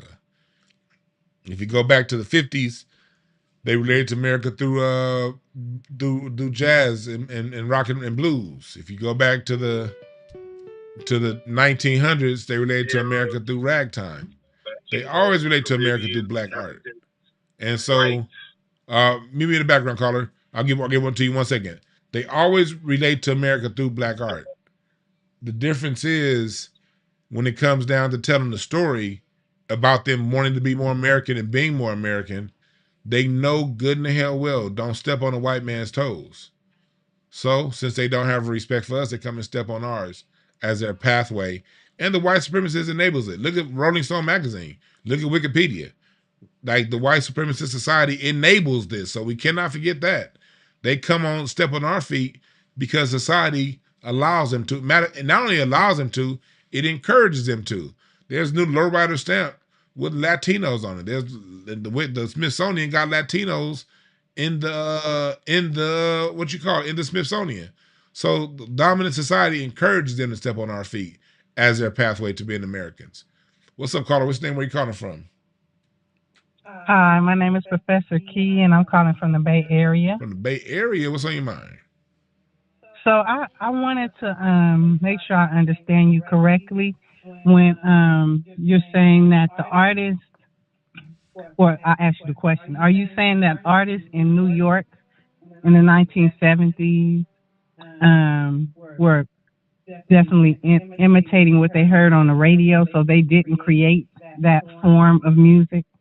Seriously, there's no hip hop isn't created. Hip hop, everything hip hop is taken. There's nothing new in hip hop outside of scratching. Scratching's new. Scratching is the only new thing that hip hop brought. Everything else is an amalgamation of culture that's already been there. Is rappers already there? Yeah. Yeah. The break beat comes from the band. The band breaks. The break literally comes from the band. It doesn't come from a DJ. It comes from a live band doing it, and a DJ imitating what bands do. Rapping over the mic, yes. The jive talk over the mic, yes. Gary Bird was one of the DJs. Jocko Henderson was one of the DJs. And it's the whole days of the personality jock in Black America that ran from the 1940s up until about the mid 70s. That was a staple of Black American DJs from San Francisco to New York and all points in between. Oh, so you're saying the DJs, the radio DJs, were the first ones to put the flowing with the music, yeah, across the airways. Yes, and rap and jive talk over the music, yes. Interesting. Okay, I appreciate that. I want to definitely research that and look into that more. I might ask you this last question before I go. Mm-hmm. How about, do you agree with the Black Dot's perspective about the Bronx creating the culture that we know of in hip hop, and that being an amalgam, a combination of different cultures, even though it was from Black music? Halfway. I halfway agree. What's up, Mina? We got Disco King Mario's daughter in the chat. I salute to you. Salute to your father. Salute to your father, because that's the true roots of hip hop and DJing. But like Black Dot is that is true. It's true from the point of view of the Bronx. The thing that I'm trying to get people to see is, yes, the Bronx created the Bronx style of hip hop. As hip hop expanded and went throughout the nation, it took on the form of that city, that immediate environment. And here's my evidence of that. When you go in, there's interview that Too Short did about 6 months ago, and Too Short started rapping in 1980. Never heard of Kool Herc, never heard of none of that stuff. When he rapped, most people around the world got introduced to rap and hip hop through hip hop. I'm drawing a blank to the song. You know the song. Yeah, Sugar Hill Gang. Sugar Hill Gang is what introduced the world to this new thing, and what it did was it sparked something to say, you mean to tell me? Because before that, the philosophy was if you needed some music, you had to make your own damn music, or you couldn't just take a song and go sing over it. That wasn't a thing. You know what I mean? But when they heard Rapper's Delight, it was like, okay, we could take a song that's already there and just rap. I don't have to know how to sing. I don't have to know these technical things about music to make music.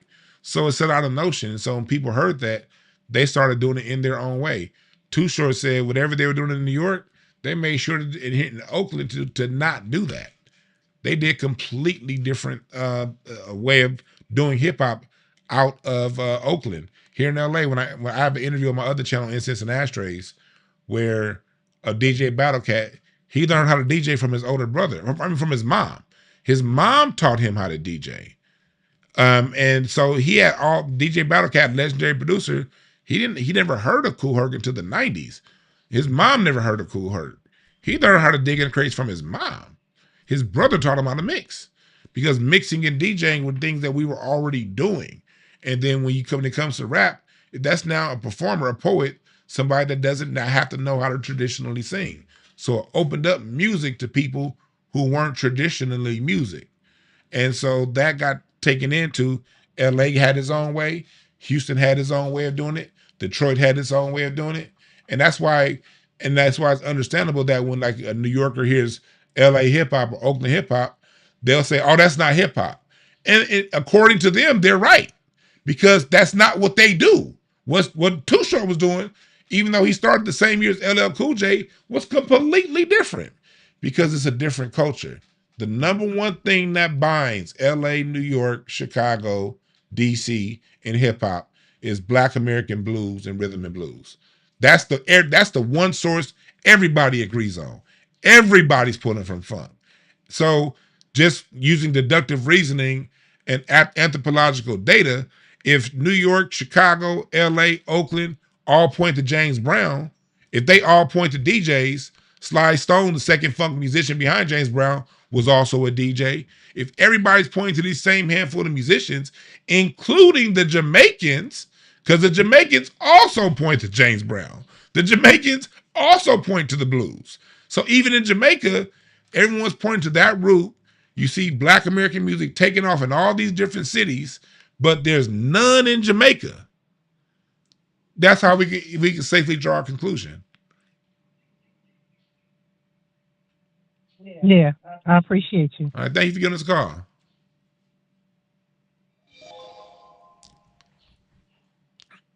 And salute to DJ FaZe, because DJ FaZe, man, and the Cultures in 71, they do a great job of talking about John Brown and Disco King Mario and all of the DJs that predate Kool Herc. We must always keep their names, but we also must keep Frankie Crocker, Jocko Henderson. There's a whole lineage of DJs that we got to speak to before we even get to a Kool Herc. What's up, caller? What's the name? Where you calling from? Hi, I'm calling from Harlem. My name is Dee, and I'm calling to state about Bob Marley. And this is something I learned from you also, that Bob Marley was heavily influenced by Sam Cooke's music. But when you go on Wikipedia or Google, that's not what you see. What you see is that it showed that he was heavily influenced by the Rastafarian and all this other Jamaican nonsense. So Spice knows, she knows very well that Google stuff is nothing but lies. That guy show, I'm not sure if he knows much of anything. He really seemed like he's just a dunce. I don't know. But I am thankful for all the information that you put out that I learned from you. I learned a great deal, and what you deliver to us needs to be in the public schools. Because you know what? I attended Mahalia Jackson, okay? And when I attended that school, we had, like what you, like I believe one of the other callers was stating about music in the school. We had that in our school back then.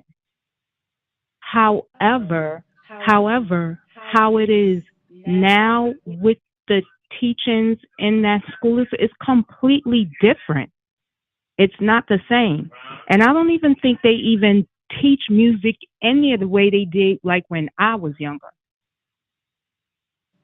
They don't. It's completely different. If they teach it at all, they're teaching lies now. They're teaching this whole that this is going into universities now, this whole Jamaican roots of hip hop. And if anybody takes a course like that and takes an anthropology course at the same time and learn how to study, or sociology, those soft sciences that teach you how to study culture and society, there's no way that the Jamaican hip hop root argument can stand up against traditional anthropological analysis of tracing culture. Like, it just couldn't stand up. So they have to literally say, okay, let's sit the soft sciences down that created these standards on tracing culture. We have to ignore this in order to make this happen. And it's all about, like you said before, it's all about making people newer to the country feel home and feel welcome being here, giving them credit for something that, the ones who have love and respect, they tell the truth, but the other Yes, ones don't. And I also want to point out with this Haitian stuff.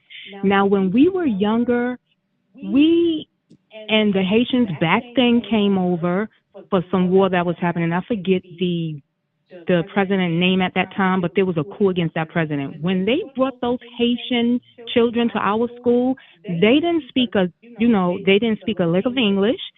And of course, we didn't speak their language either. However, the school itself, because I had a little girl who was my friend, and we used to look forward to playing with each other every day, even though we did not speak the same language. The school itself made it whereas they sat on one side of the room and we sat on the other side of the room. They made us separated, and we were not allowed to mingle with them. They were not allowed to mingle with us. This is what they did to us as children. And I always think about that, because when I hear how Africans come here and they say that, the ones that be honest come out with the honesty, and they say, well, we were told not to deal with y'all. We were told that y'all thieves, you're liars, you're robbers, you're stealers, and all this other stuff. And I'm saying to myself, I can honestly believe that that was true, because when I was young, they literally separated us and they told us we couldn't mingle with them children. Mm-hmm. Yeah, America, this isn't a passive thing. This is taught directly, And that's one thing for us. That's why I'm glad you're saying this.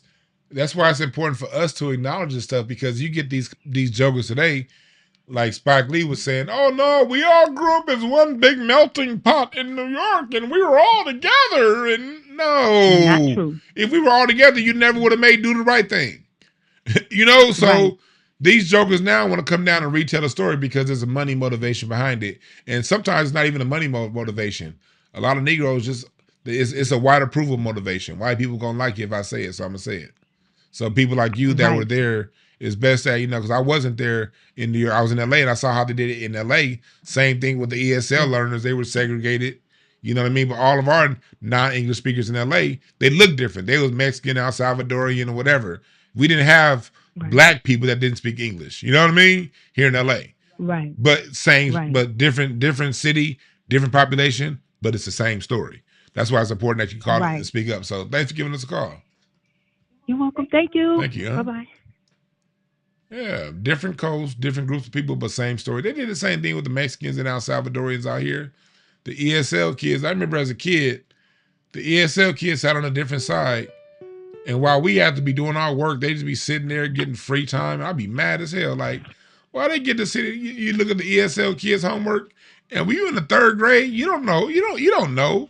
You be like, they doing first grade shit. You gotta be doing this. You be mad. What's up, Carl? What's the name? Where you calling from? Hey, salute, my brother. Dwan B, this divine God all law. Yes, sir. What's on your mind, my brother? Pardon me. Sacramento, California. Hey, I wanted to ask you a question. Yes, sir. What's your top five? What's your top five? I don't have a top five. You don't have a top five? It depends on how I feel. Okay, that's peace. I agree with that too, because sometimes it fluctuates when you digging through the crates. Right. Hey, what the young lady was saying just a second ago, right? I kind of agree with what she's saying, but a lot of different people who've been colonized, they have been colonized and have different, it's a different language. Like we were colonized by the Englishmen, so we speak English. That's not our shit. Oh no, we're not from England. We're not from England. We're not from England. You see what I'm saying? I hear what you're saying, but we've been speaking English for a better part of 400 years, so it is ours. I mean, we can make it ours. We could say, we could usurp it. Okay, that's fine. That's peace. But that's kind of like how black people usurped the gangster culture with white people. Because who was the first gangsters? It was the Italians, mobsters from Italy and shit like that.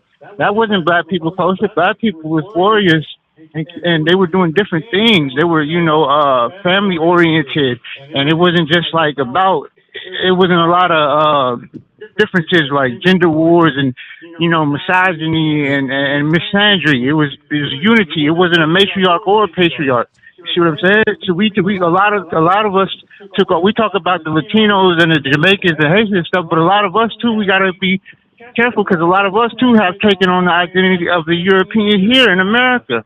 Most of us have, most Americans have, and that's why I make sure to talk about where we can fix things and change things. That's why this broadcast is going in on people like Cam Newton, because Cam Newton is most definitely taking on the mindset and the point of view of his master. So we can't go around acting like we have all our stuff in check, because we don't. But yeah, man. Yeah. I got a bunch of calls. Yeah, but I mean, but one more thing though. Why don't we? Because I talk to the babies, and I'm trying to teach them one of the original languages, Afro-Asiatic languages. We shouldn't have to stick with English, even to think in English. But yeah, I got you though, God. King Pete, see you, my brother. Yes, sir. See me, if I learn another language, I want to learn Choctaw. I got family members. Just 2-3 generations ago, that was Choctaw on the census records. I got family that was just 4 generations ago, Potawatomi. No, 6 generations ago, I got Potawatomi. You know, like 3 generations ago, I got Cherokee. So personally, like I always say, if you want to learn another language, to each his own. But me personally, if I learn another language, I'm gonna go back and find that Potawatomi language my family spoke. That Powhatan language my family spoke. I 100% know my family spoke Powhatan. I 100% know my family spoke the Cherokee languages and the Choctaw languages. I 100% know that because they were officially registered to that. So they had to speak that. So if I'm gonna learn another language, it's gonna be one of them languages. What's up, Carl? What's your name? Where you calling from? Hey, brother, how you doing? It's different from Illinois. What's on your mind, my brother? Yeah, it's about the whole hip hop thing with what's that woman named Spice? She always been trying to say, yeah, man. That's what she always been saying that crap. And far as that, she's not the only one. What's his name? Shaggy was saying that same BS too. Mm-hmm. Yeah. Like, yeah, always try to throw that up, and there's a lot of proof that shows that hip hop been going on even way before the '70s. So they just trying to they just trying to reach at this point, bro. When it comes to the whole hip hop thing, that's why when it comes to them, I don't really take them serious. But speaking of that, you was talking about like, as far as your family being Choctaw, how was you able to find that? Because I'm having a hard time trying to find it on my mother's side. I got it on my father's side, but I want to sit to the topic, but I'm gonna ask you a question real quick. You just on your ancestry, like I always say, go to Ancestry, grab all the obituaries that you can, all the family reunion manifest for like programs that you can, plug in all the names. You'll find more come up, and you'll start finding records of these people. Okay. And then some of his personal family records also. All right, but I got a bunch of people just called in. Thanks for getting us a call, my man. All right, dog. Yeah, going back to the language thing, man. Look, English is our language. It is. It's like, you got to stop saying English is not your language. English is your language. Your great-grandmama spoke it. Your great-great-great-grandmama spoke it. Your great-great-great-great-great-grandmama spoke it. It's best that you learn the ins and outs of English and understand the power of fiat in the English language. The power of fiat means that whatever words you use, you have the power to assign whatever energy goes behind it. That's a blanket rule in the language of English. You determine the power a word has. That's in all languages, but especially in the English. I'm gonna get right to you, caller. That's why in English you can say shit and shit mean 30 different things. Shit, I just stubbed my toes. That's the shit. I love it.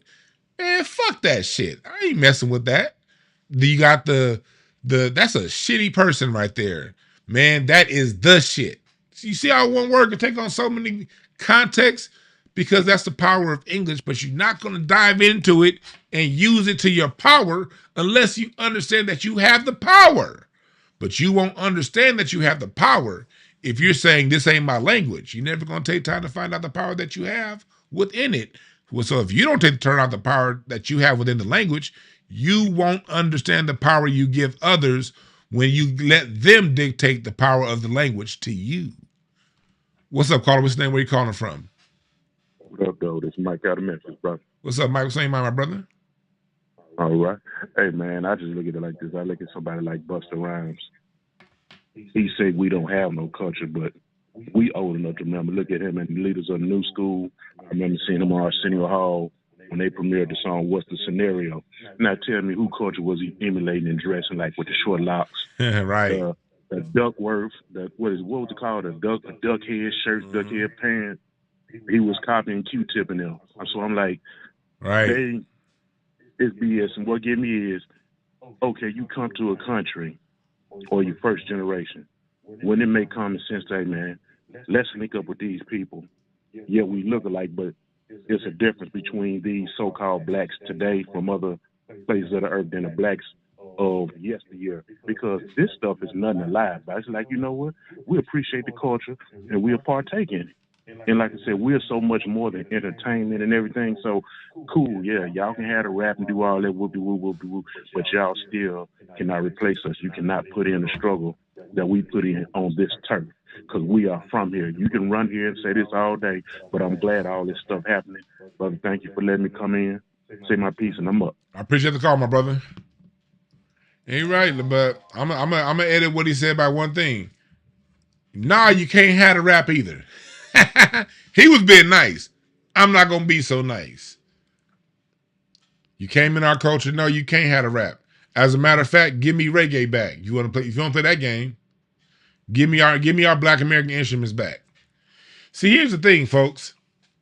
Because I've seen people say, okay, well, black people use MPCs. Black people use instruments that were taken from Japan. So that means here's a test. When we lend our music out to the rest of the world, if we take our instruments back, it fundamentally changes everything about their music. If the Japanese take all their electronics back, we still have drum machines. We still have keyboards. We still have all those electronics that the Yamaha company makes. First off. Second off, it would raise the quality of our music. Because now, I'm going right to you, caller, because now we're not relying on an 808 to fill space. We have an actual bass player. And actual bass players move a song along better than an 808.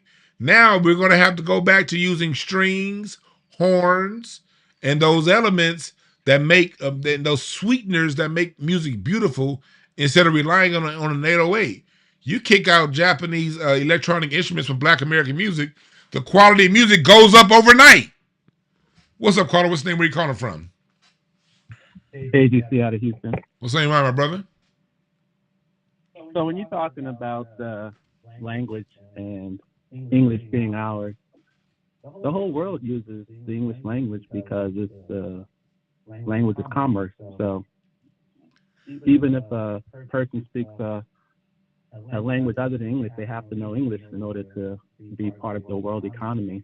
When I was in high school, our ESL children who spoke Spanish, they would go in a Spanish class and they would be using that to learn to speak English. But my main question is about.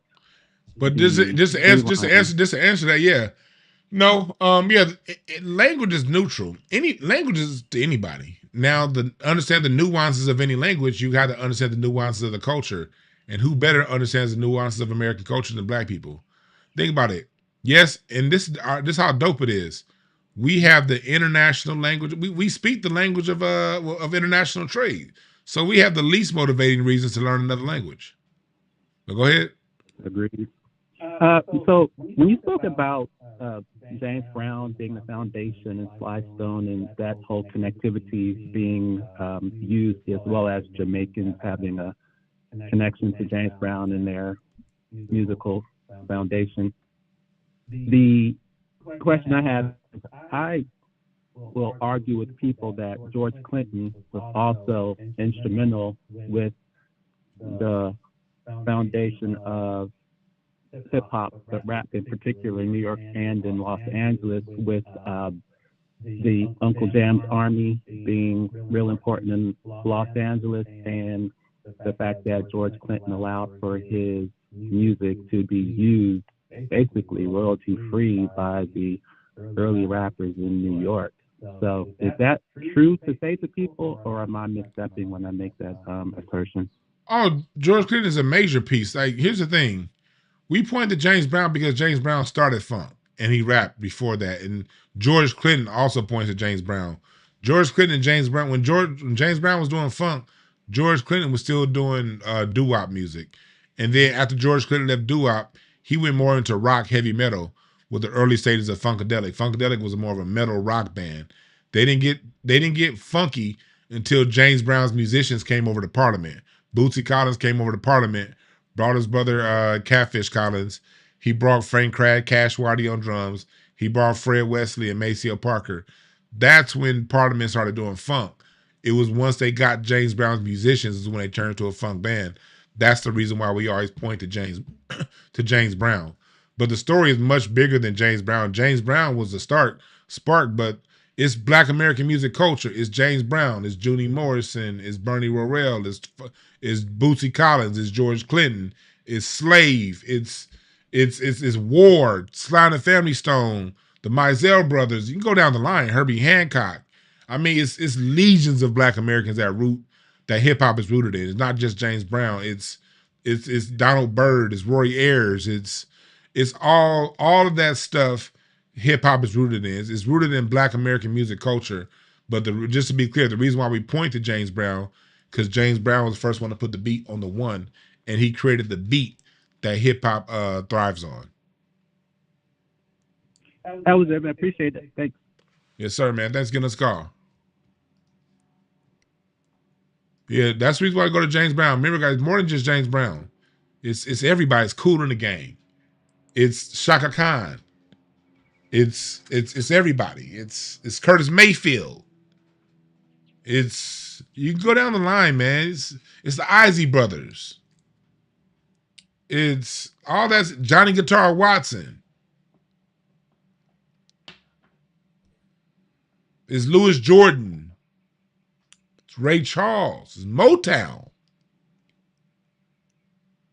It's Norman Whitfield. James Carmichael. It's Hal Davis. It's Michael Jackson. Stevie Wonder. It's all of them. That's what hip hop is based off of. B.B. King, Muddy Waters, and Bo Diddley, Charlie Parker, Dizzy Gillespie, Art Tatum, Thelonious Monk. These are all the people that hip hop samples and takes from. It's a cultural thing.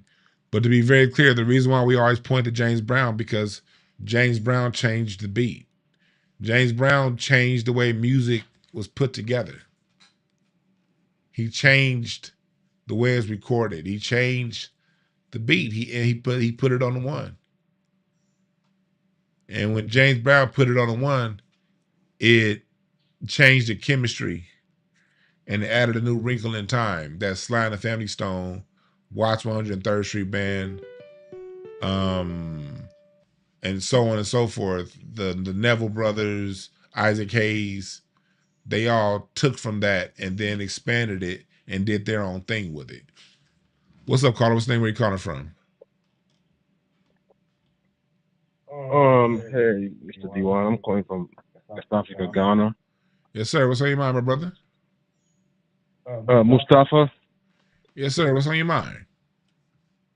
Yeah, as far as like the whole musical Black American creation, I have an issue with that because I think that you haven't delved deeper to research about where like all this instrumentation came from, as far as like the background of just Black music. Quick question. Quick. I'm gonna let you explain, but quick question.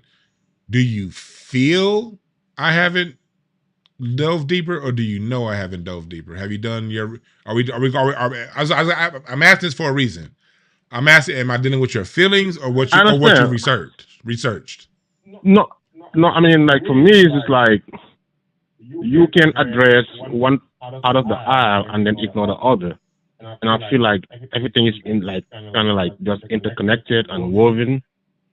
So if you're gonna mention Black American music and not mention the origination, which is Africa, I think that's being dishonest. Okay, now let me answer your question because you say you fit. This is why it's best. And this note, I say this with respect. It's best to research who you're talking about and not go off your feelings, because feelings can always mislead you. So if you research who I am, I have researched African instruments and Caribbean instruments. I personally go to world music, African festivals, Latin music festivals, probably 3 to 4 times a month. I'm out there in the streets dealing with different music of the sounds. I researched this in college, and I've done a documentary on it. I research all world music. The issue is Africa has a false sense of superiority because it was given to Africans by Americans. Americans are the ones that... How so? Americans be the first ones. Let me tell you why. Because we don't use the instruments that you use in Africa. We use a completely different scale. The bass guitar is not an African instrument. That's a Black American instrument. The drum set. That's really wrong. The drum set is Black American music. The drum set has a completely different function than African drums. What you guys do is African polyrhythms is communal, and each drum has its own message. Black American drums is not communal. It's one person playing 4 things, and we have a defined 4/4 meter that we work in. Most African music is not in 4/4 time. It revolves, and within 4/4 time, it's not a 2/4 backbeat within the 4/4 time. Most African music, no African music, the only music across the world that comes with a 2/4 backbeat. The only music across the world that has a 2/4 backbeat comes out of the United States. It does not come out of Europe. It does not come out of Africa. And if it does come out of Africa, name the tribe that has a 2/4 backbeat in the 4/4 meter. Give an example. Go ahead. No, I'm saying I want an example of what you're saying, like a 2/4 backbeat. Like, so what kind of music is that? So you don't even understand. No, that's so you don't understand music. Can you read music? No. I mean, I don't have to understand like the whole intricacy of music or music production. Hold on. In order to understand what I'm saying, you do have to understand music. See, I'm speaking from the point of view of somebody who knows how to read music, and I played it. So you are trying to pigeonhole me into being this. I'm not pigeonholing you. You're questioning me. Are. I'm just saying, give me an example of what you're speaking of. You don't know every song that I play. I don't know that. So if you don't know what, let me just make. I'm gonna give you an example, but let me be very clear. Christ. I'm gonna give you an example, but if you don't know something as simple as 4/4 time with a 2/4 backbeat, you don't know enough to have this conversation with me. That's why it's best that you listen. And this is my whole point. We're having a general conversation. Let me give you an example. Let me give you an example of a 2/4 backbeat. All right, and I can only play 4 seconds because I do not want to get a strike. So let me give an example right here. Let me put in some James Brown. Let me go to Spotify. I can go to anything. 2/4 backbeat. Let me go. Here, 1, 2, 3, 4. Listen. 1, 2, 3, 4. That's a 2/4 backbeat. And guess who? And guess who did the same thing? Who? Fela Kuti from Nigeria. I'm glad you brought up Fela Kuti, because who did Fela Kuti say that he got it from? He got it from James Brown. Do you know before James Brown? Hold on. I'm teaching you. Hold on. This is Fela Kuti's. Fela Kuti was playing classical European music before James Brown. Oh my God! No, those are Fela's words. Those are Fela Kuti's words. You can listen to his music. His music in the 60s was classical European.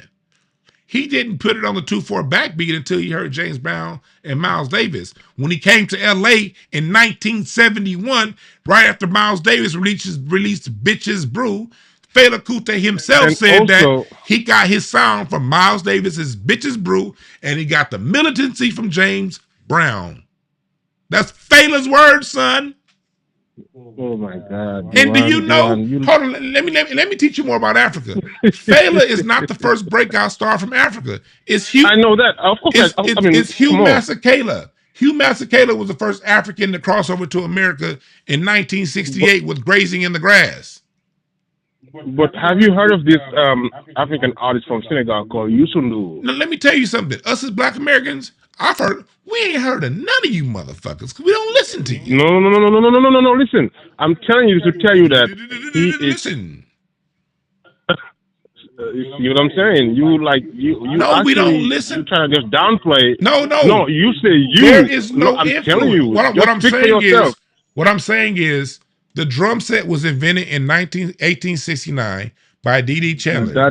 That's where the foot pedal comes from. 1869. We have drums in Africa. But way you before have that. different drums. You don't have a snare. You don't have a kick. And you don't have a hi-hat. Do you know that in Black American music, the drum that's played the most isn't a drum. It's a hi-hat. It's a cymbal. It's either the hi-hat or the ride. Neither exists in African music. It did. No, it did not, because it was Chick Webb in the 1920s that invented the hi-hat. The hi-hat didn't exist before the 1920s. And that's the primary instrument. Do you know what a hi-hat is? What is a hi-hat, sir? So how can you tell me about drums and you don't know what a hi-hat is?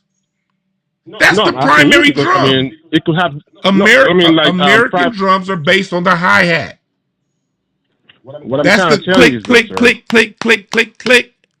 The hi-hat. If the transatlantic slavery occurred, no. The slave trade stopped in America in 1808. The hi-hat wasn't invented until 100 years after the slave trade stopped, son. And that's my whole point. That's why I'm trying to tell you. And let me tell you something else. Only 300,000 slaves came to America. The rest were already here. Okay, so you didn't think they didn't bring over? No, they couldn't, because slaves can't bring toys. I'm not saying they're bringing toys, but they can reinvent that by being there. How can you reinvent something 150 years after you got somewhere? Why did you have to wait? Come on, dude. Baby Dodd. Do you know the tom-toms on the drum set comes from Baby Dodd's? Baby Dodd's grandfather was an American Choctaw. That's the father of America. One of the co-fathers of American drums, Baby Dodd's. His granddaddy was a Choctaw Indian. He wasn't an African. And he was blacker than me. See, there's so much about American history that you guys don't know. That's why it's best that you just be quiet and listen and learn. Don't come trying to teach me. To where I we know can African music better than you. Why is it that you didn't know that Fela learned from James Brown? Why didn't you know that, son? You don't know more than me, bro. What scale? Why is it that question? Why is it that African music is based on a 5-note pentatonic scale and American music has a 7-note scale? We don't even use the same scale. The scale that's being used didn't go to Africa until the 1970s. That's untrue. That's very true. Because I can show you a lot of history on African blues and folklore and all that. African blues. Like these were from where? From what region and what year? From Mali Empire, from Ghana. Give me a recording. Give me an artist. Give me an artist. I'm putting them right now on Spotify. I can give you an artist that does folklore. And give me an artist. His name is Salifou Keita. Huh? Salifou Keita. I spell that.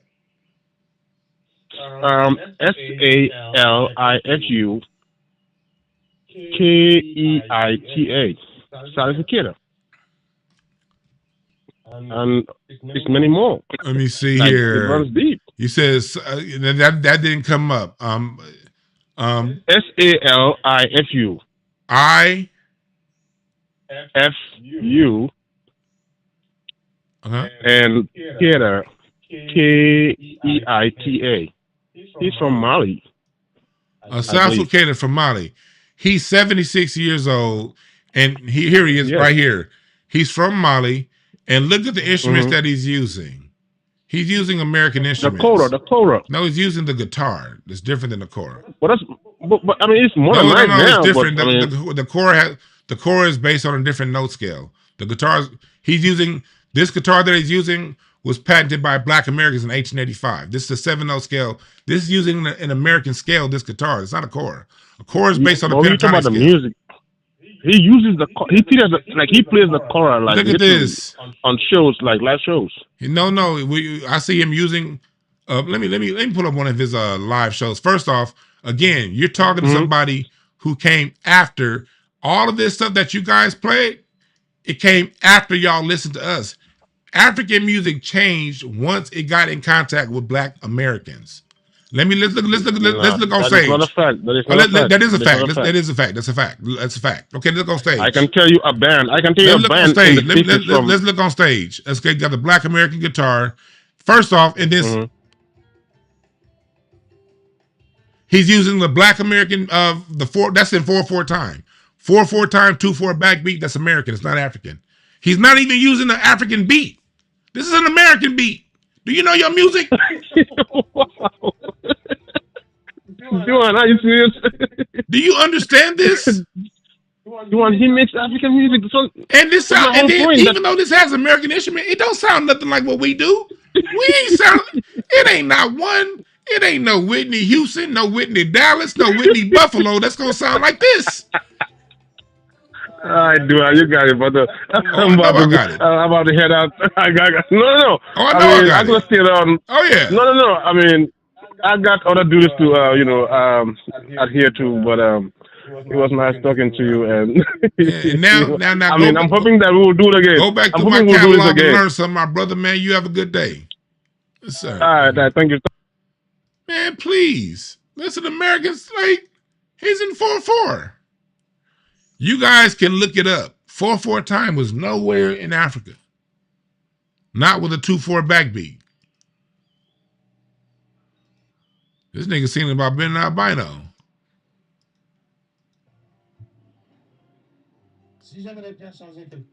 That's all African derivatives of Black American music. Remember, the drum set does not get to Africa until the 1960s. The drum set got to Brazil first in the 1920s. The drum set got to Europe in the late 1930s with UK skiffle. This dude tried to argue music with me, and he didn't know what a hi-hat was. You can't talk about no African drums if you don't know what a hi-hat is.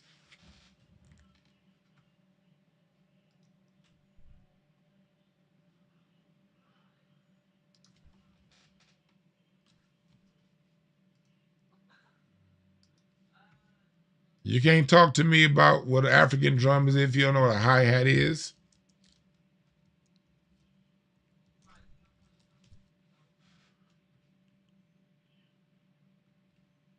This is the hi-hat. Max Roach. This is the hi-hat.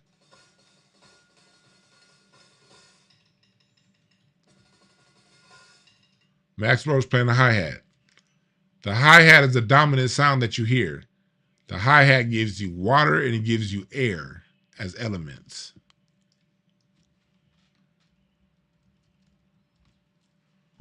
And you can hear the texture of a hi-hat on the Bernard Purdie Shuffle. Hear that click? Now that we've got the 12/4 and the 12/8. That's the hi-hat. Tick, click, click, click, click, click. Is that African? No. I'm going to explain to you. Remember that. Now let's get to the Bernard Purdie, because the shuffle is an American beat. Explain to you by playing it all. I'm going to get right to you, Carter, 1 second.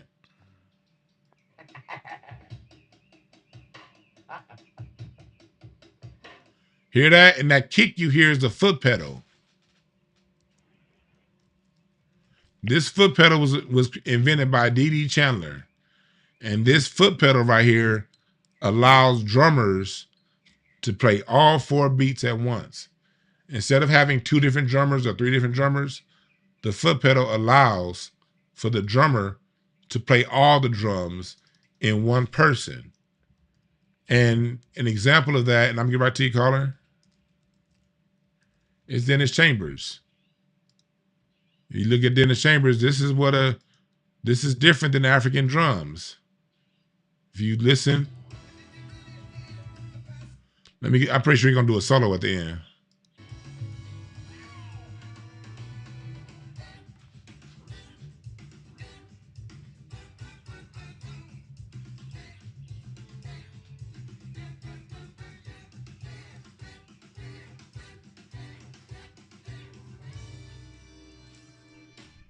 What is hip?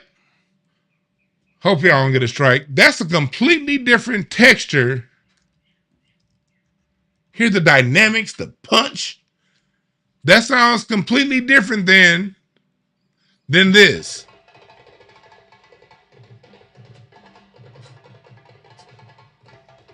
Do those 2 things sound the same to you? Do they function the same? No. What's up, caller? What's the name? Where you calling from? Hey, DeWine. How you doing? I'm good. How you doing? I'm Leslie from the Southeast. From the Southeast. And I just want to commend you so much on you teaching us a lot of history. I grew up playing the violin. I work with the metronome. I know how to read music. I don't know how to read it like I should now. I'd have to go back. I play classical music. I have nothing, no knowledge compared to what you have. And I just appreciate you putting this knowledge out here and giving us a lot of the history that you have learned over your lifetime. And I really appreciate it. And keep on doing what you're doing. That means a lot. Thank you for giving us a call. Break it down, breaking these people down, because in reality, a person like me really feels like they are trying to, take our history. Mm-hmm. And just even the point of you showing that there's a difference between their drums and our drums. I mean, it's just a great thing that you're doing, and keep on doing what you're doing. Thank you. Thank you. I appreciate the call. Yeah. Y'all said y'all can't hear. Okay, let me play it again. Let me play it again for y'all. Since y'all couldn't hear. This is African drums.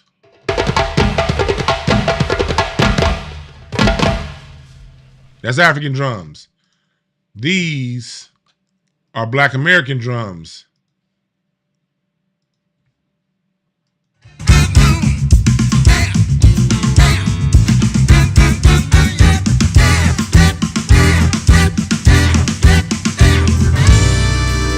Do those 2 things sound anything alike, people? Do those sounds sound anything alike? This is the video here that I play this every day to teach myself how to play the drums. Jerry Curl, Dennis Chambers. Dennis Chambers doing his Jerry Curl days.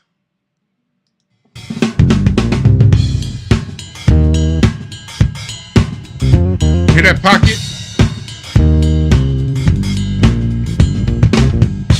See that foot down there? That's driving the song, that foot pedal.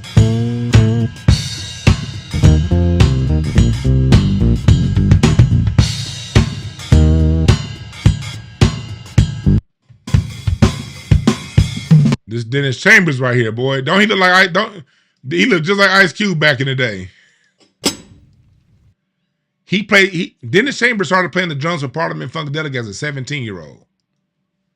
The greatest drummer ever, in my opinion.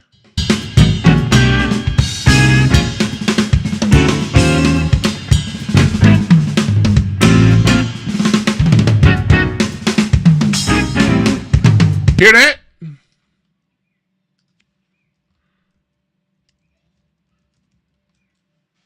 Does that sound anything like this?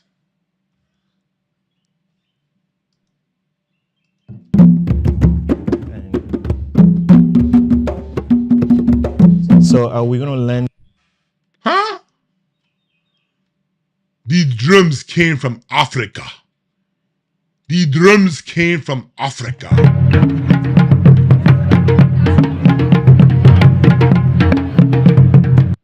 3 motherfuckers to play that shit.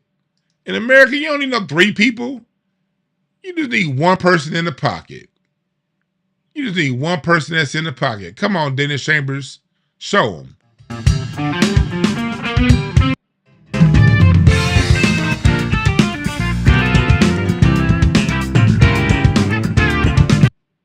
Does that sound like this?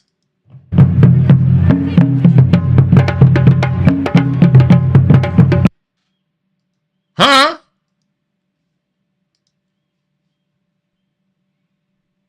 Dude, either of those 2 things, do they even function the same? Do they even function the same? Hi, do those sounds even function the same? I was trying to play something where y'all can hear Dennis Chambers get off. I'm gonna take this off video.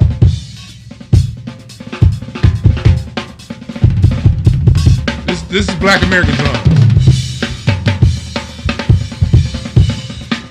Come on, Dennis.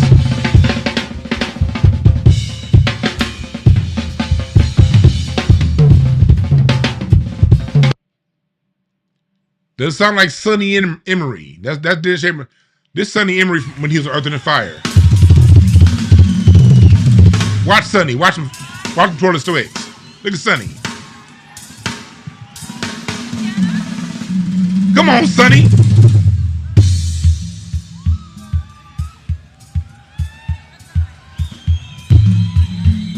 Let me get to the end of his solo.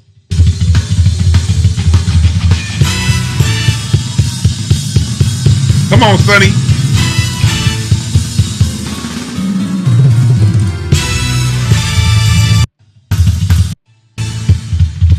Watch, that's the kick.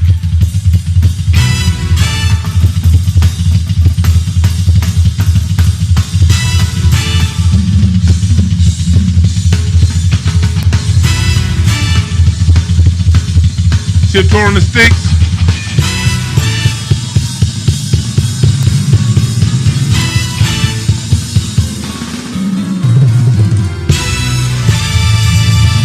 Come on, y'all. We gotta stop lowering our. That don't sound nothing like this. You don't hear no cymbals. Nothing like this. Ivory Coast, Iroko. Stop playing. Stop playing. Stop playing. The only thing that they share is something's hitting something. That's the only DNA that they share. And in African drums, it's a hand hitting the drum. And when they use a stick, it's it's a different kind of sticks than the kind of sticks we use. That's like saying a forklift and a Porsche are the same thing because they got 4 wheels and move. Same Black American drums and African drums are the same. It's like saying a forklift and a Honda Accord do the same thing. Try driving a forklift to Vegas. It won't work. But they both got a motor and 4 wheels though. That's the similarity Black American drums have with African drums. A forklift and a Honda.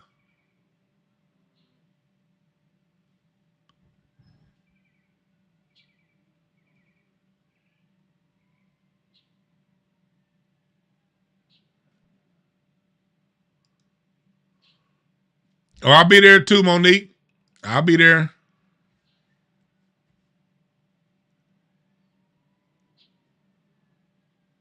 All right.